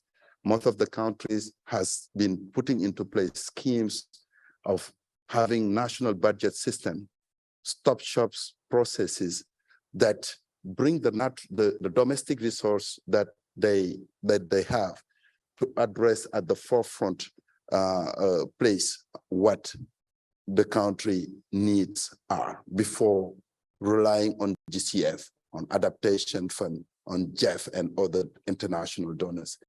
The gap in funding, many colleagues mentioned it, are many billion. We can't rely on international effort only to do that. This being said, there is a moral commitment on climate change, which become a legal commitment under the NDC and Paris Agreement that the polluters should pay for the impact they're having. Loss and damage, I come from Sharm el-Sheikh, is now on the table. Food, water, climate change are now on the declarations. So as we continue those negotiations, it will be absolutely important to do homework. Our homework is how do we readjust our administrative process, our governance system, our institutional functions, and the connections that we have between central government and local government to move forward this agenda of climate change response. It was a real privilege as Centre de Suivi Écologique, which is a national center with a regional footprint. We are present on over 16 countries, doing different kind of research and action, supporting governments and local stakeholders, civil society, the same way academia is doing it at the continental level, making sure that we have a purpose and meaning from generating science, not just doing it with an academic sense or orientation, but making sure that every knowledge is connected to another knowledge, and we are connecting people to people from that knowledge to advance the agenda in the continent. So therefore, we are very proud to be a very active arm of academia. We already have one project on motion. We also have another project with ZEF on agroforestry. And by having this collaboration, it will expose what local institutions can do for international momentum. So it was a pleasure to have you here all. You have heard our minister this morning with his speech showing the interest on these climate options that we need to bring into our government. The Minister of Agriculture is not here, but we're already connecting Dr. Bajan with the Minister of Agriculture because Senegal has a very ambitious program on food sovereignty. Centre de Suivi Écologique is drafting for African Union the synthesis of the 20 years of implementing African Union Malabo commitment for food security. And what we heard is the continent is worth 30 billion US dollars of food import every year, which we can reinvest into having food sovereignty. Senegal is just leading the way on that very area.